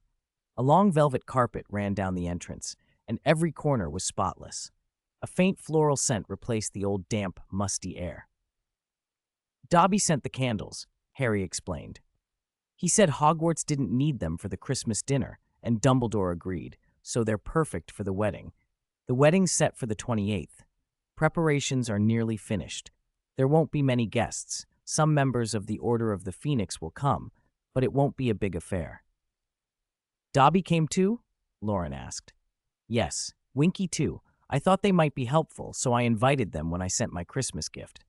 But Winky didn't come. Dobby said Winky got into dark arts books and got cursed, and he was crying while he read." A dark arts curse, Loren mused to himself. A curse of knowledge, he thought. He'd speak to Dobby after the holidays so the house elf wouldn't get depressed. "There's nothing else you need to help with today, so we can head back and come on the wedding day," they suggested. "Don't say that." As they reached the landing, music, slow, lingering piano and harp, floated from the living room. The house was full of the soft noises of elves and adults moving about, teacups clinking, and muted conversation as doors opened and closed. When they glanced toward the living room, a flash of white went by, a woman in a wedding dress, and then Molly Weasley appeared. Her face softened into a smile when she saw them, a few more lines deepening around her eyes. "Merry Christmas, Mrs. Weasley," Loren said politely. "Loren, Hermione, Merry Christmas." Molly hugged them both. You finally came. We're doing the bride's hair. Those naughty boys upstairs keep clanging things. Go up and keep an eye on them for me and supervise homework if you can." She'd overheard their earlier suggestion to leave. Loren noticed the delicate reddening of her eyes and the slight puffiness beneath them. She had worked hard on the wedding and needed help, or at least a little peace. "Stay," Molly added, and Harry quickly pressed the point. "The adults are busy, and we can't have too much noise. We're half scolded for the slightest thing. You're welcome to use the guest rooms. Stay here until the wedding, see? You'll be doing us a favor." Marjorie nodded eagerly, clearly short on playmates and bursting with curiosity about other young wizards. Loren and Hermione shared a look, then nodded toward Harry and Marjorie. "All right, we'll go upstairs and play for a while. See you later, Mrs. Weasley." "See you later," she beamed. They climbed the wooden staircase, which no longer creaked. It had been reinforced and the steps carpeted, everything looking renewed. The true grandeur of the ancestral mansion showed through the restoration. In the guest room, Ron and Ginny sat at a chessboard, both in low spirits. Ginny watched her knight fall, scratched her head, and thought, who cares? The sooner she lost, the sooner she would be free to do something else. When the door opened, she slammed the board closed in surprise. "Hermione!" Ron looked at the scattered pieces with a guilty expression. The group settled in, and Loren noticed the twins were absent.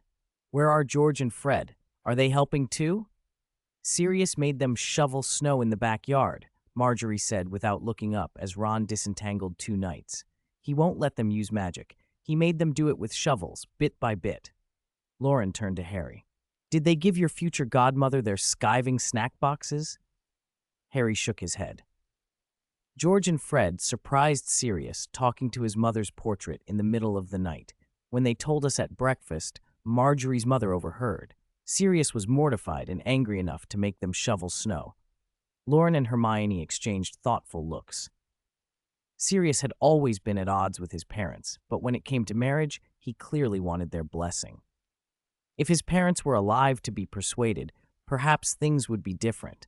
But portraits are only echoes. They hold memories, but not new thoughts, and their feelings don't change.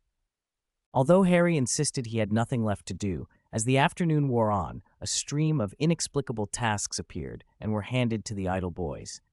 The gurgle of water sounded like waves against rock, delicate and crisp. Loren flicked his wand lightly, watching spirals of water lift and rinse the silverware, waiting until the metallic sheen returned before sending each piece to the next stage, where Harry and Ron sorted and stacked them neatly in the cupboard. "The deep ones are for thick soup," Ron muttered. "The flat-patterned ones are for red braised beef," Harry added. They worked with furrowed brows, hands constantly flipping plates, but they couldn't match Loren's speed with the washing. They could only stare in despair as the stack beside them grew into a precarious, tottering tower. Mrs. Weasley had specified the use for every plate. Checking the patterns and sorting them slowed placement to a crawl. Loren slowed his own pace a fraction, waiting for the two to dismantle the unsteady pile while keeping an ear on the upstairs conversation. The ladies had gathered in the sitting room to plan the bride's hair and makeup for the day after tomorrow. The wedding dress had been made long ago, so their magic could affect only small details, hairstyles, a touch of blush. No cause for worry. Whether witch or muggle, women's tastes are much the same. Wrap the appetizer pancakes in parchment and pop them in the wooden basket. Loren enjoyed the downtime, content and untroubled. Warm air from the marble fireplace heated his back, and his shadow flickered across the floor like an idle observer. Then quick footsteps on the stairs interrupted his thoughts. The click of high heels on wood. A rich floral fruity perfume, decidedly muggle, cut oddly through the wizarding household's atmosphere. He turned toward the stairs. A woman in a pure white, full wedding gown descended. Her dark hair was swept into a smooth bun, set off by a pale blue feather and a gem-studded headband. Her wrists and calves were neither delicate nor fleshy, but showed the faint marks of a life of work, subtle but real. Her complexion was fair, her bearing gentle, her neck not classically graceful, her chest not high and full. What stood out most were her resolute, spirited eyes. She had an elegant air, but Loren found himself admiring her resilience. She was not from the order, bore no trace of magic, plainly a muggle. Loren had not seen her before, but he recognized her at a glance as one of the families affected by the Hampshire explosion 15 years ago, the bride at this wedding. "Mrs. Carver, Loren Morgan," he said with a formal smile, like any young wizard at a wedding. "I'm Harry's classmate." The bride stepped into the kitchen, her makeup and hair immaculate. Her gaze swept over the room and rested on the young wizard. Years running a shop had sharpened her eye as surely as it had hardened her arms. The slender wooden stick, the fine coat, the wool sweater peeking out, the easy calm with which he introduced himself, the faint air of distinction about his eyes and jaw, all told her what she needed to know. This young wizard, a muggle-born orphan much like herself, had prospered and carried himself with surprising maturity. She paused for a moment, watching the water still churning in the sink and the silver plates rising and piling beside Harry and Ron. Then she met his eyes. "You can call me Betty, Sirius's fiancée," she said slowly. "I'd like to speak with you about Sirius, about us, and about that accident 15 years ago." "About me and you?" Loren blinked. "I don't think that was Sirius's plan. You snuck downstairs?" I think Sirius would agree to this," Betty said, as if convincing herself. "Just 10 minutes, 5 minutes. We can go to the backyard. It's fresh out there. George and Fred have cleared the snow." "If it's the bride's invitation," Loren shrugged, and the water at the sink stilled. Harry and Ron, who hadn't spoken, widened their eyes. "Wait, Loren, how could you?" Before they could finish, the teetering stack of plates began to sway, rattling so loudly that the boys fell silent and scrambled to steady them. Tied up with tableware, the two exchanged helpless looks and continued their sorting. The backyard was laid out like a fairy tale, more than 20 vivid floral arrangements dusted with a thin veil of snow. A film of ice had formed over the marble flooring, not slick enough to be dangerous, but it crunched with a crisp, delicate sound underfoot. Betty's face flickered with regret at how little protection her gown and exposed skin offered against the cold. She hugged herself, hands clasped. 15 years ago," she began. "Just a moment, Mrs. Carver," Loren said. He reached out and tapped the space between them. A transparent ripple formed, like a soap-thin film, and a faint, almost imperceptible ward rose to enclose Betty. It let fresh air through, but cut the bite of the wind. Betty stared, surprised. Though she was a muggle, she'd spent enough time among wizards to have a basic understanding of magic. For a young man to ward the air with a single tap, no incantation, no theatrical wand work, was not something ordinary. The sound of heels on ice brought her back. She looked at Loren, and her voice carrying across the frosty air began again. "Carver is my husband's surname. That day, 15 years ago, was a weekend. I had planned to ask him to trim the front lawn, but he went out early to hawk his worthless trinkets." Loren, mindful of her high heels, walked at a measured pace. In the corner of the yard, a Christmas tree sent up a slow wisp of smoke. Rumor had it Sirius had once moved it to get a better view of a curtain in the hall. Loren wondered, as idle thoughts crowded in, when would Hermione stroll through snow with him? When would she wear high heels? When would she wear a wedding dress? And then focused on Betty again. "Those years passed like that," Betty finished. "I used to resent Sirius, and even hated you wizards because of it. But then I saw him helping Marjorie with her Halloween costume, saw them smile, and I let it go." Loren mulled this over, then said quietly, "Not a very literary story, is it?" Betty frowned, taken aback. It's a way of saying Sirius has noticed his mistakes." Loren interrupted, measuring his words. "It's advice to cherish the present, to stop clinging to past sorrow." He paused, then looked at her steadily. "But what does your experience have to do with me? What do Sirius Black's thoughts have to do with me? How I think, or what I do, what has that got to do with you?" Betty blinked. Loren shook his head and turned back toward the house. "You people are strange, acting as if you know me better than I know myself." Since he no longer had to match high heels, his steps were light and quick, and he vanished back through the door to the kitchen. The day before the wedding, the castle glittered with even grander decoration. Percy chased George and Fred up and down the corridors for having slipped skeving snack boxes into the candy bowl for guests. Everyone had to dress formally, not just the bride and groom. Weasley insisted they all try their outfits on in advance to avoid awkwardness tomorrow. One moment it was a crooked tie, the next messy hair. Ginny even suggested Harry's glasses clashed with his suit color, which infuriated him. The boys fussed over their appearance in the mirror again and again. The girls were an even greater affair. Their curls were smoothed into sleek strands with potions, satin cocktail dresses were slipped on, long sashes tied, and lace gloves pulled up. Loren and Harry dragged small stools and sat by the living room door to watch, a little awestruck. The girls in their satin gowns, waistbands cinched to show graceful curves, moved carefully in unfamiliar shoes, shy but delighted by adults' compliments. Marjorie was fascinated by the potion in her hair and kept poking at her bun, earning a sharp slap from Betty, a woman who, having raised her daughter alone, could not teach only with fairy tales. Wedding day, December 28th. Loren woke early. He opened the window and let a clean, bracing air clear his head. Fairy-like lights danced among the backyard Christmas tree, scattering pinpricks of brightness. Roses strained up over the wall, cream and red hibiscus glowed luxuriantly, and long blue irises hung like delicate flags. He tied his tie carefully, smoothed his clothes as if they were crafted of wood, stiff and proper, pulled on matching socks, combed his hair free of stray bits, and stepped outside. Downstairs he found Hermione, Ginny, and Marjorie sitting on small chairs, serious and prim, lips pressed tight as if determined not to crease their dresses. Loren bowed slightly at Hermione. "Professor Granger, may I have this dance?" Marjorie laughed outright. Ginny followed, and even Hermione's mouth twitched into a smile. She rolled her eyes, put a hand on his arm, lifted her skirt with her other hand, adjusted to her heels, and began to move. "Why so formal? Didn't you wear these at the Christmas ball?" "The shoes then weren't this high, and I didn't care if the ball gown got wrinkled." "I'd advise you to take that back," she said lightly. 2 chandeliers and a host of floating magical candles lit the hall. Gold embroidery flashed from the wall coverings. Gilded statuary, candelabras, stone slabs, carpets, portrait curtains, and the dim family tree were all bathed in light. Fireplaces shone with a steady emerald flue glow. Ladies lifted skirts, and gentlemen removed hats as the old house filled with guests. Creature, untroubled by the firelight, stood gleaming in his peculiar uniform before the hearth.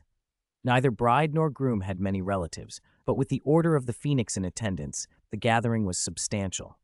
The living room thrummed with the soft chatter of wizards holding champagne flutes. The occasional gruff remark from a one-eyed older man, the sight of a red-haired wizard in eccentric finery, arm in arm with an extraordinarily handsome witch with a curious accent. The awkward moment a half-giant brushed a house elf serving drinks and drew gasps. But, for the most part, decorum held. Men did their best to mind their manners in the face of brocade skirts and satin gowns. By the curtain-sealed portrait, Dumbledore watched the guests in a brand-new golden robe and a small felt hat pinned with a white backyard rose. He smiled down the staircase and winked at the young man with black hair. A long, sonorous bell rang, forcing a hush across the hall. The curtain rose. Sirius and Lupin stepped out onto a slightly raised platform. Both wore fine black suits that emphasized their sturdy, if not towering, frames. Sirius's brows and sideburns had been trimmed. He looked less playboy, more composed. Older wizards sighed as cheers rose. Marjorie led Betty down the stairs, the wedding dress catching candlelight as they descended. The dawn light slid through the high windows of the Gryffindor common room, painting the worn armchairs in bands of gold. Most of the portraits still slept against their frames, snoring softly. It was that fragile hour when the castle felt like it belonged to those who woke earliest, and to those who were wide awake and couldn't sleep. Theo Weaver was one of them. He had claimed the armchair by the fire, a mug of tea half gone, and a notebook open on his knees. Barely out of 5th year, and burdened with more curiosity than caution, he had taken to chronicling the oddities of the castle. Today's entry listed 3 things he wanted to ask Dumbledore about, although he had promised himself he would not disturb the headmaster for trifles. Still, the whisper in the library stacks at midnight, the way the staircases seemed to remember people by scent, and the set of footprints Professor McGonagall had found outside the astronomy tower someone had tried to scrub clean a week ago. A quiet step overhead announced another early riser. Niamh O'Connor floated down the spiral staircase, a scarf wrapped tight and a broom tucked under one arm. Her hair, usually a tangle of curls, was braided and pinned back, exposing the faint scar along her jaw where a bludger had met her tie 2 summers ago. She had the look of someone on a mission. "Morning," Theo said. He pushed the notebook toward her. "I'm working on the castle's list of mood swings." Niamh smiled and dropped into the armchair opposite. "You mean the unreliable Atlas of Hogwarts?" She took a sip of tea without waiting for it to cool. "Did you hear about the charms lecture? Professor Flitwick is introducing counter-jinxes this afternoon. I'm not missing that." Theo's brow twitched. "Counter-jinxes? I thought we were supposed to be polishing our Bogart work. Defense needs to happen." "Both," Niamh said. "Flitwick is concentrating on practical skills. It'll be useful. Besides, I need to figure out how to coax Mrs. Norris out from behind those curtains." They were interrupted by a rustle at the portrait hole. A pair of sixth years, Mara Lane and Jonah Black, shuffled in, wrapped in scarves and debating fiercely about their potion ingredients. Jonah's eyes lit when he saw the notebook. "You've actually been writing things down?" he said, half teasing, half admiring. "That's boring and brilliant." Mara plumped down near the hearth and tossed a biscuit at Theo. "Boring's the new brilliant, especially when you want to pass any duties. Theo, you should come to the library tonight. There's an old copy of Advanced Defense that mentions—" She stopped and frowned, listening. The conversation elsewhere in the common room dropped to quieter tones. Even the portraits seemed to be leaning in. Something was different. It wasn't loud, but it was there. The sort of hush that arrives before the castle decides to rearrange itself. Theo felt the hairs rise along his arms. He had spent enough nights shadowing corridors and reading marginalia to recognize the prelude. Across the room, a newcomer appeared. Alara Finch, a third year from Hufflepuff, who had been staying with friends in Gryffindor while her dorm was being fumigated for dragon flea. Everyone knew Alara as someone who listened more than she spoke. Tonight, her steps were hurried, a heap of parchment clutched to her chest. "Someone took the first year's owl notices," she blurted when she reached them, breathless. They were lined up by the owlery and then gone. Not a trace. Barnaby from Ravenclaw says his brother's message for midnight practice was replaced with, she swallowed, with a weather prediction for last Tuesday. Murmurs circled the group. Theo frowned. Who would want to meddle with notices? "No one bothers with those," Jonah scoffed, "unless they wanted to send a message, or a distraction." Mara's expression sharpened. "Or practice some clever bit of misdirection. Skullduggery for attention." Niamh rolled her shoulders. "We'll need to check the owlery, the library copy of communication charms, and the rotating staircase logs. Someone's been getting better at subtle." They split up with the casual efficiency of people who had spent too many nights solving small crises that only the castle knew about. Theo and Niamh headed first to the owlery, a long, spiraling coil of wooden perches and sleepy birds. Hedwig, the white blurred owl who had chosen to winter with friends in Ravenclaw, would not be found here, but there were dozens of other owls whose expressions were never apologetic enough. The owlery's parchment tacks and feathered residents were as orderly as always, but the notices were missing. Where rows of folded papers should have been were faint scratches, like a comb had been dragged across them. A smell of lavender lingered despite the cold. Theo crouched and examined the perch closest to the entrance. There, etched into the dust with a steady claw, were 3 marks, a crescent, a vertical line, and a loop. Alara knelt beside him, her fingers hovering. "It's a sigil," she said. "An old one, used by postal runners in the old country." She lifted her face. "I didn't know any students here used such things." Niamh, meanwhile, had been checking the owl roosts themselves. "No signs of tampering, no forced pairs," she reported. "It's someone who knows owls, probably someone who is hand-sorting and replacing." The notion of an inside job fit like a puzzle piece too easily. They went to the library next, where the air smelled of leather and time. Theo's hand brushed against a spine's edge, and his palm came away with powdery residue, a gray soot that didn't belong to any hearth.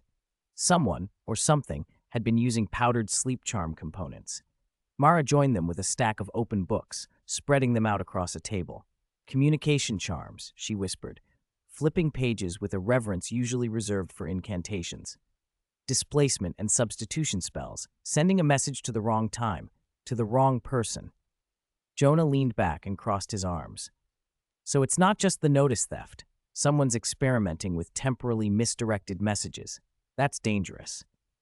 Alara had been silent for a long moment, then spoke in a low, measured tone. Or they're trying to hide something. If you send the wrong message, people will go where you don't want them to be. She tapped the sigil on the table, penciled from the dust. It's a calling mark. It tells the receiver where to look. There's another theory, Theo said. What if they're testing the castle, seeing how long it takes for us to notice? Then we notice now, Niam said. We're not letting corners be cut. They set a watch for that night, a trio of 6th years, 2 5th years, and Alara, who insisted on learning more. Their plan was simple. Watch the owlery, the common room, and the main corridor near the portrait gallery. The castle obligingly provided fog and low clouds. The air was dense, making sounds smothered and intimate. They split into small teams. Theo and Niam would watch the owlery. Mara and Jonah would guard the portrait hallway. Alara and one of the older students would keep an eye from the library. Hours bled slowly. Tea was reheated. Blankets were shared.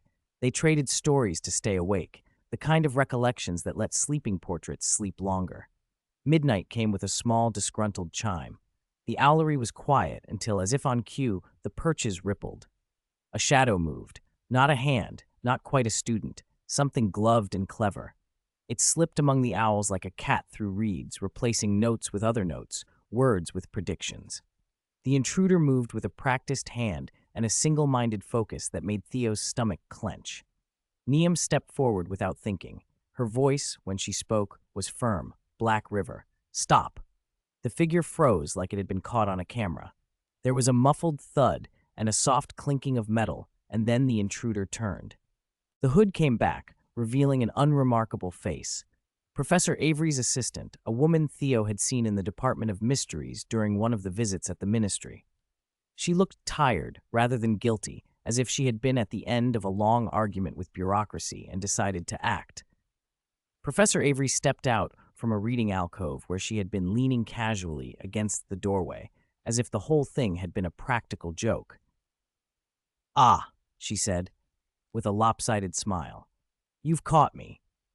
Hands on hips, Professor McGonagall materialized from the stairwell with a look that could freeze a dragon's grin. "Miss Carter, what is the meaning of this?" she asked, though her gaze flicked between the students and the woman. "The notices were misdirecting certain wards," Miss Carter said.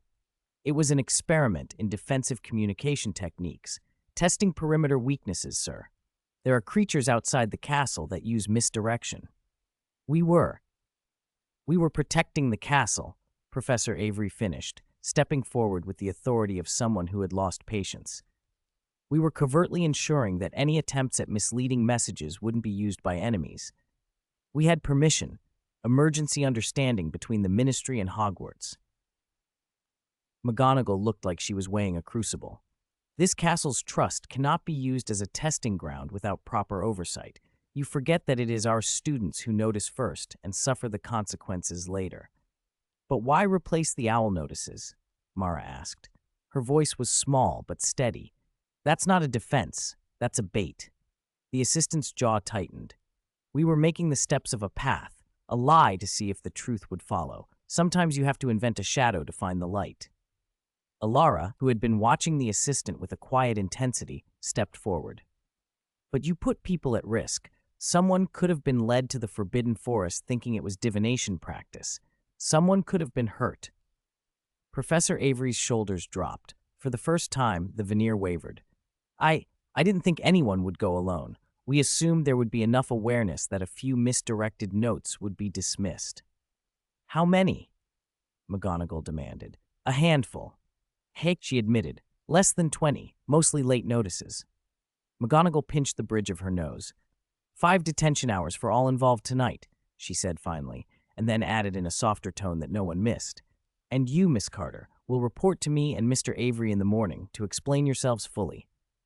Miss Carter's face flushed. She bowed her head. "Understood." The group exhaled. the tension easing like a drawn breath. There was a quiet sense that something larger had been hidden in the small mischief. A test, yes, but also a probe. If the ministry had been seeking holes, the holes might have been deeper than anyone wanted. Later, in the warmth of the common room, their detentions forgotten for the moment, the students traded their theories. Jonah insisted it was a ministry surveillance exercise. Mara thought it deliberate mischief from unknown sympathizers, testing wards for more sinister plans. Niam worried about complacency. People who think they can decide what's safe don't always know what safety means. Theo, notebook closed now and resting on his lap, watched the fire.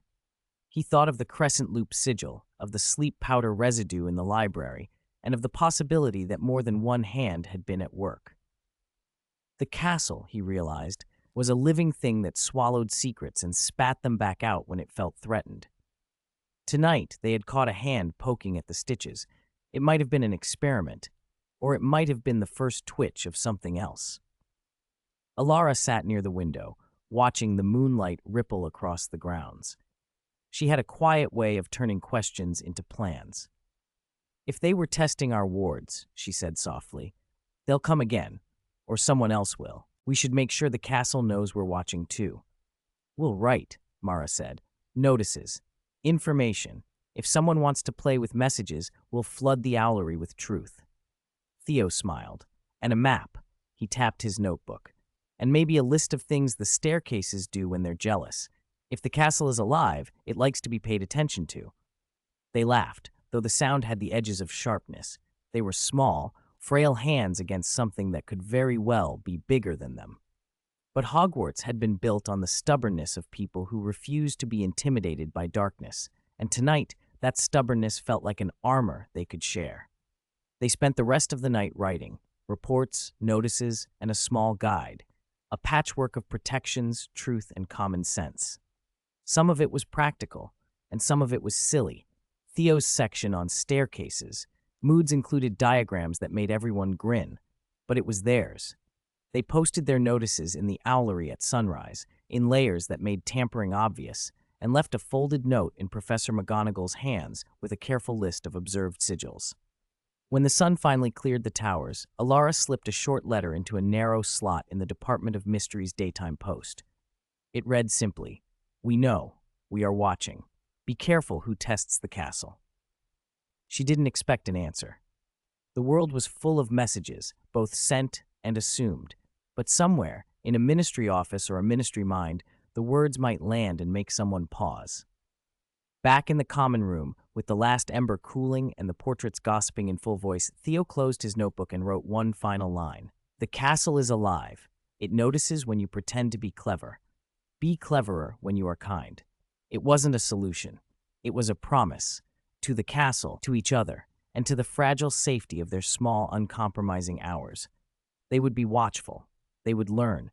They would not let secrecy be used as a shield for recklessness.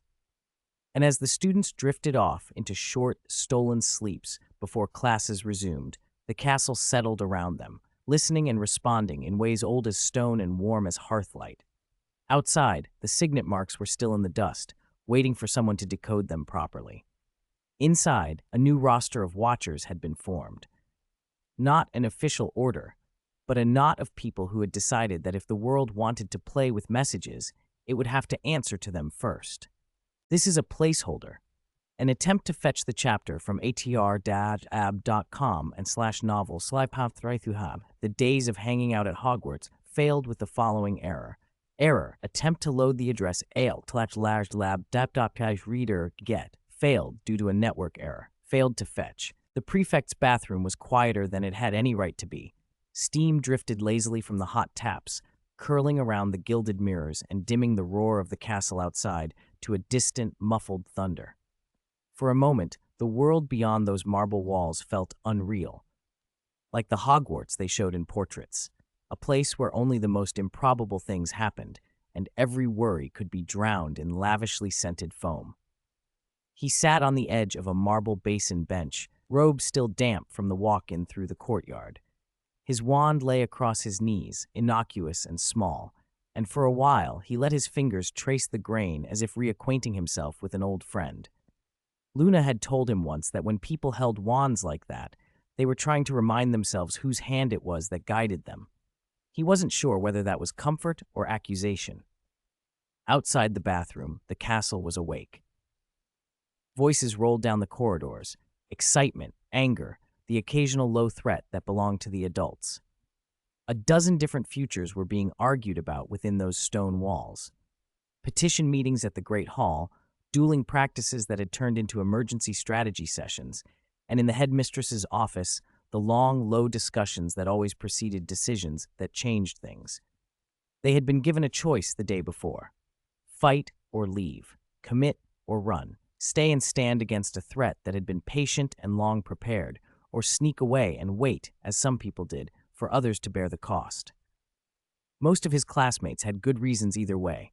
He had none that felt decisive enough. He lifted the wand and, on impulse, traced a small rune in the air.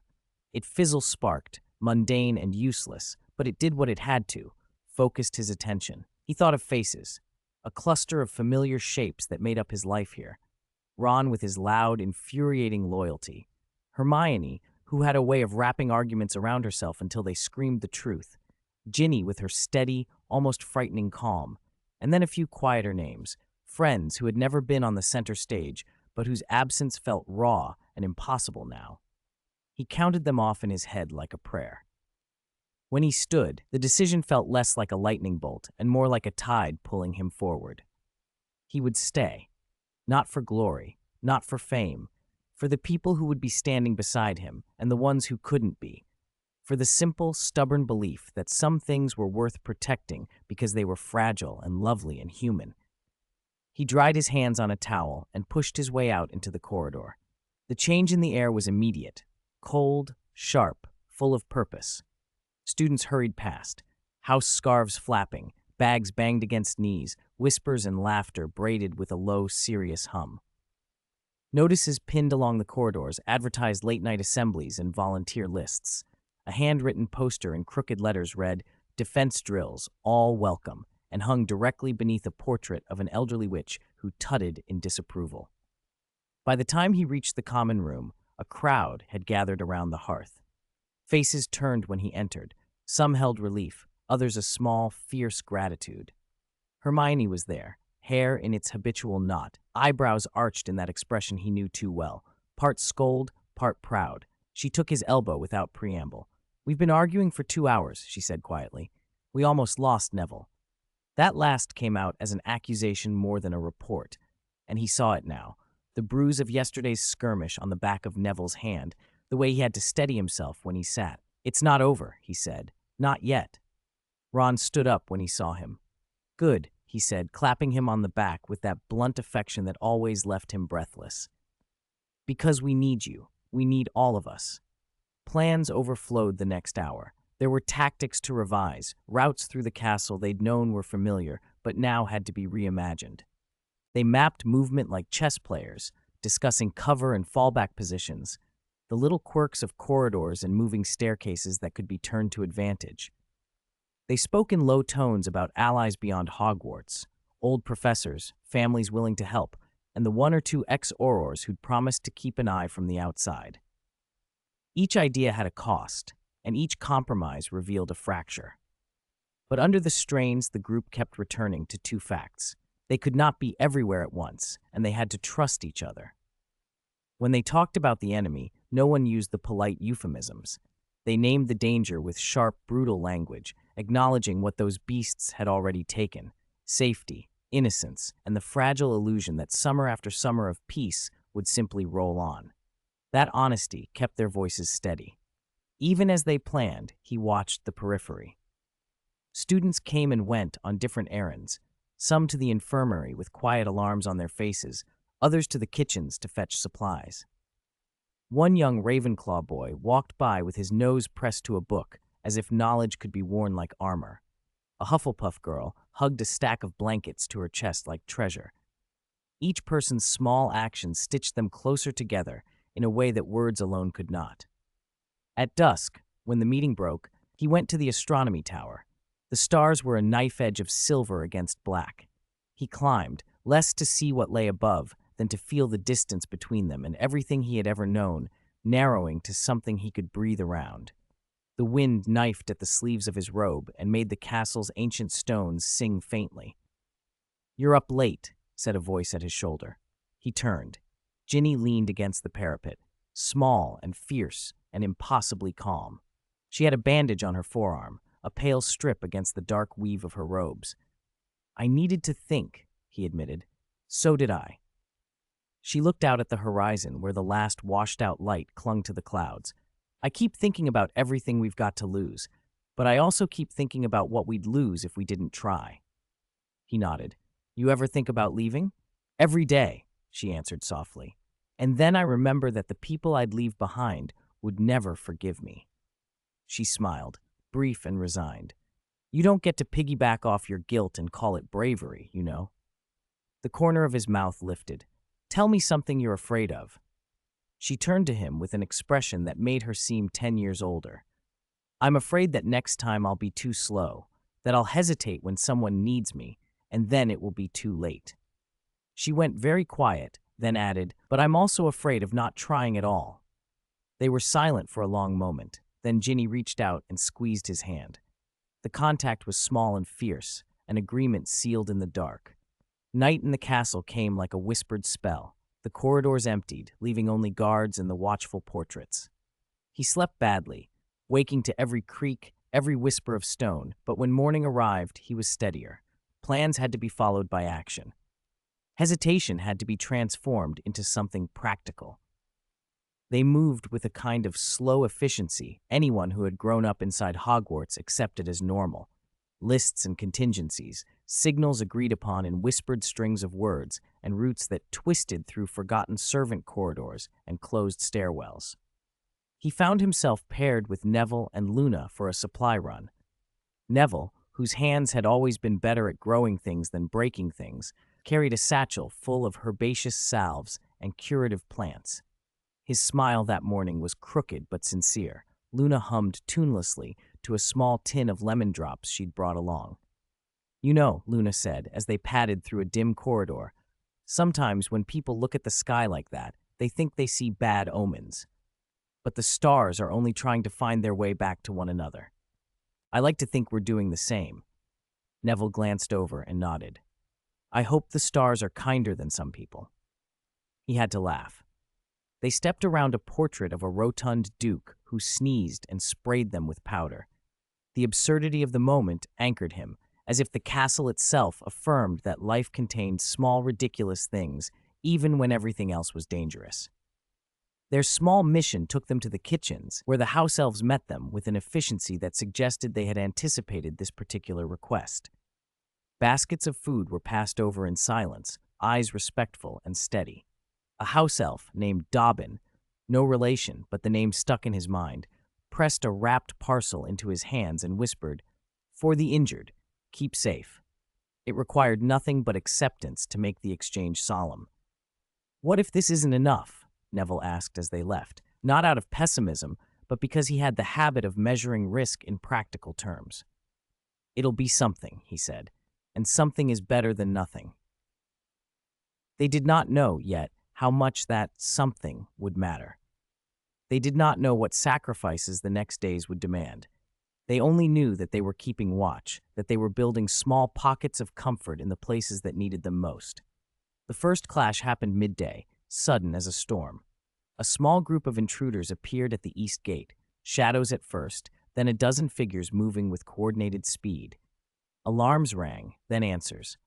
Professor McGonagall was at the front line before anyone knew how she had arrived, robes flaring, eyes sharp. Her command was calm, a blade of authority that made people fall into place. He felt the rush before the fear, the way adrenaline pulled the world into tight, urgent points. The intruders were clever, throwing up illusions and distractions meant to separate and confuse. They were looking for more than a battle. They were fishing for fear. They held. It wasn't a glorious stand written for songs, but it achieved something more important. It gave people time to move, to hide the weak and the injured, to buy breath. Flames licked at one corner of the courtyard where an enchantment had gone wrong, and he found himself helping to carry a younger boy away. the scent of smoke and magic strong in his hair. There were near misses and moments when every decision felt like the hinge of the world. In the thick of it, he watched Ginny work, swift and sure, shouting orders half a breath before she had to, pulling a student free from the blast of a spell with a strength that made him reevaluate every quiet thing he had thought he knew about her. Hermione was devastation made practical, flinging countercharms with a precision that bordered on cruel. Ron fought like a thing possessed, every blow shaped by a fierce, protective grace. And in the fray, Luna moved like something dreamlike at the edges, her spells not always what they seemed, but always effective. They took a breath when the last of the intruders fled, leaving the courtyard smoking and splintered. The victory was messy and heavy. People cheered and then stopped, as if realizing what that cheer meant, that they had survived, but not without cost. A cheer seemed too small to cover the trembling hands, the faces that had gone pale, the ones who would not be back. Professor McGonagall looked at them all with an expression that might have been pride if she'd felt anything like it. "This was reconnaissance," she said, voice layered and precise. "They tested us to see how we would react. We have given them an answer." Answers, it seemed, only invited harder questions. As dusk came again and the castle settled into a wary watch, he walked the battlements with Hermione, their shoulders brushing in a way that made him imagine a different life where every crisis could be solved over tea and earnest debate. They were quiet at first, each lost in the reckoning of what they'd seen and done. "You were reckless," Hermione said finally, but there was no heat to it. "I wasn't reckless," he replied. "I did what I could." "You did," she agreed, softer. "But you also need to be alive for the next day. Strategy doesn't need to be heroic to be meaningful." He thought about that, about the line between bravado and usefulness, about how so much of heroism in their lives came down to simple choices not to give in to the dramatic when the practical mattered more. He found himself grateful for her admonishment, like a map that reminded him where the cliff edge was. A knock at the gargoyle door announced a visitor. Dumbledore, it turned out, though the absence of his usual flamboyance made him look older, threaded through with a kind of quiet that made even silence seem eloquent. "You've done well," he said to the assembled students, and when his eyes met theirs, there was a softness that surprised them. "You have chosen to stand. That will make a difference." "You always say things like that," Ron muttered, "but always forget the rest." Dumbledore smiled faintly. "The rest is for later," he replied. "For tonight, remember, courage is not the absence of fear, but the capacity to act in spite of it." The days that followed were a weave of small actions and large decisions. They reinforced barricades, rehearsed evacuations, and patched wounds both physical and mental. There were losses, a quiet teacher taken to a hospital bed where the mood never sufficiently lightened, a portrait that was smashed and replaced with a new, unfamiliar face. There were victories, too. A plan that had worked because someone had noticed a pattern no one else had. A rescue that surprised everyone by its success. Through it all, the bonds among the students tightened. They bickered like siblings, briefly and ferociously, then patched things up with the kind of forgiveness that only came from shared danger. They shared food and jokes and the rare, brittle laughter that slipped out when they were so tired they could no longer pretend. They learned each other's rhythms and limits with the kind of intimacy only necessity breeds. One night, when the castle finally allowed for a moment's rest, they gathered in an unused practice room. Someone had found a battered guitar, and Neville's hands proved clumsy but eager. They traded songs and stories, tales of impossible homework, pranks gone wrong, and small moments that felt like treasures because they were mundane. A shared loaf of bread, a joke told under breath, the tilt of a portrait's frame. In the glow of a single lamp, with wounds still fresh and fears still thrumming under the skin, they chose a fragile, defiant peace. It did not erase what was coming. It did not make tomorrow easier. But it softened the edges, and for a night, they were not soldiers on a field, but children with a future worth fighting for. He slept that night with a peace he hadn't expected. It was not a peace of ignorance, nor of victory. It was the steady fatigue that follows hard work, the kind that rests on bones and settles the mind in a way that makes tomorrow feel possible. He dreamed of a garden, lush and overgrown, where people walked and laughed and repaired little fences with slow, careful hands. When he woke, the dream lingered like a memory, intangible but honest. He tucked that memory into his pocket like an amulet. The horizon always kept moving. New problems presented themselves with the first light, and there were decisions to be made and duties to be held. But with each passing moment, as they answered with small acts and stubborn resistance, it became clearer. Whatever came next, it would be faced together. And in the soft, fierce company of friends, that truth was enough to make a man walk out into the day with his wand at his side and his shoulders squared to whatever storm might blow.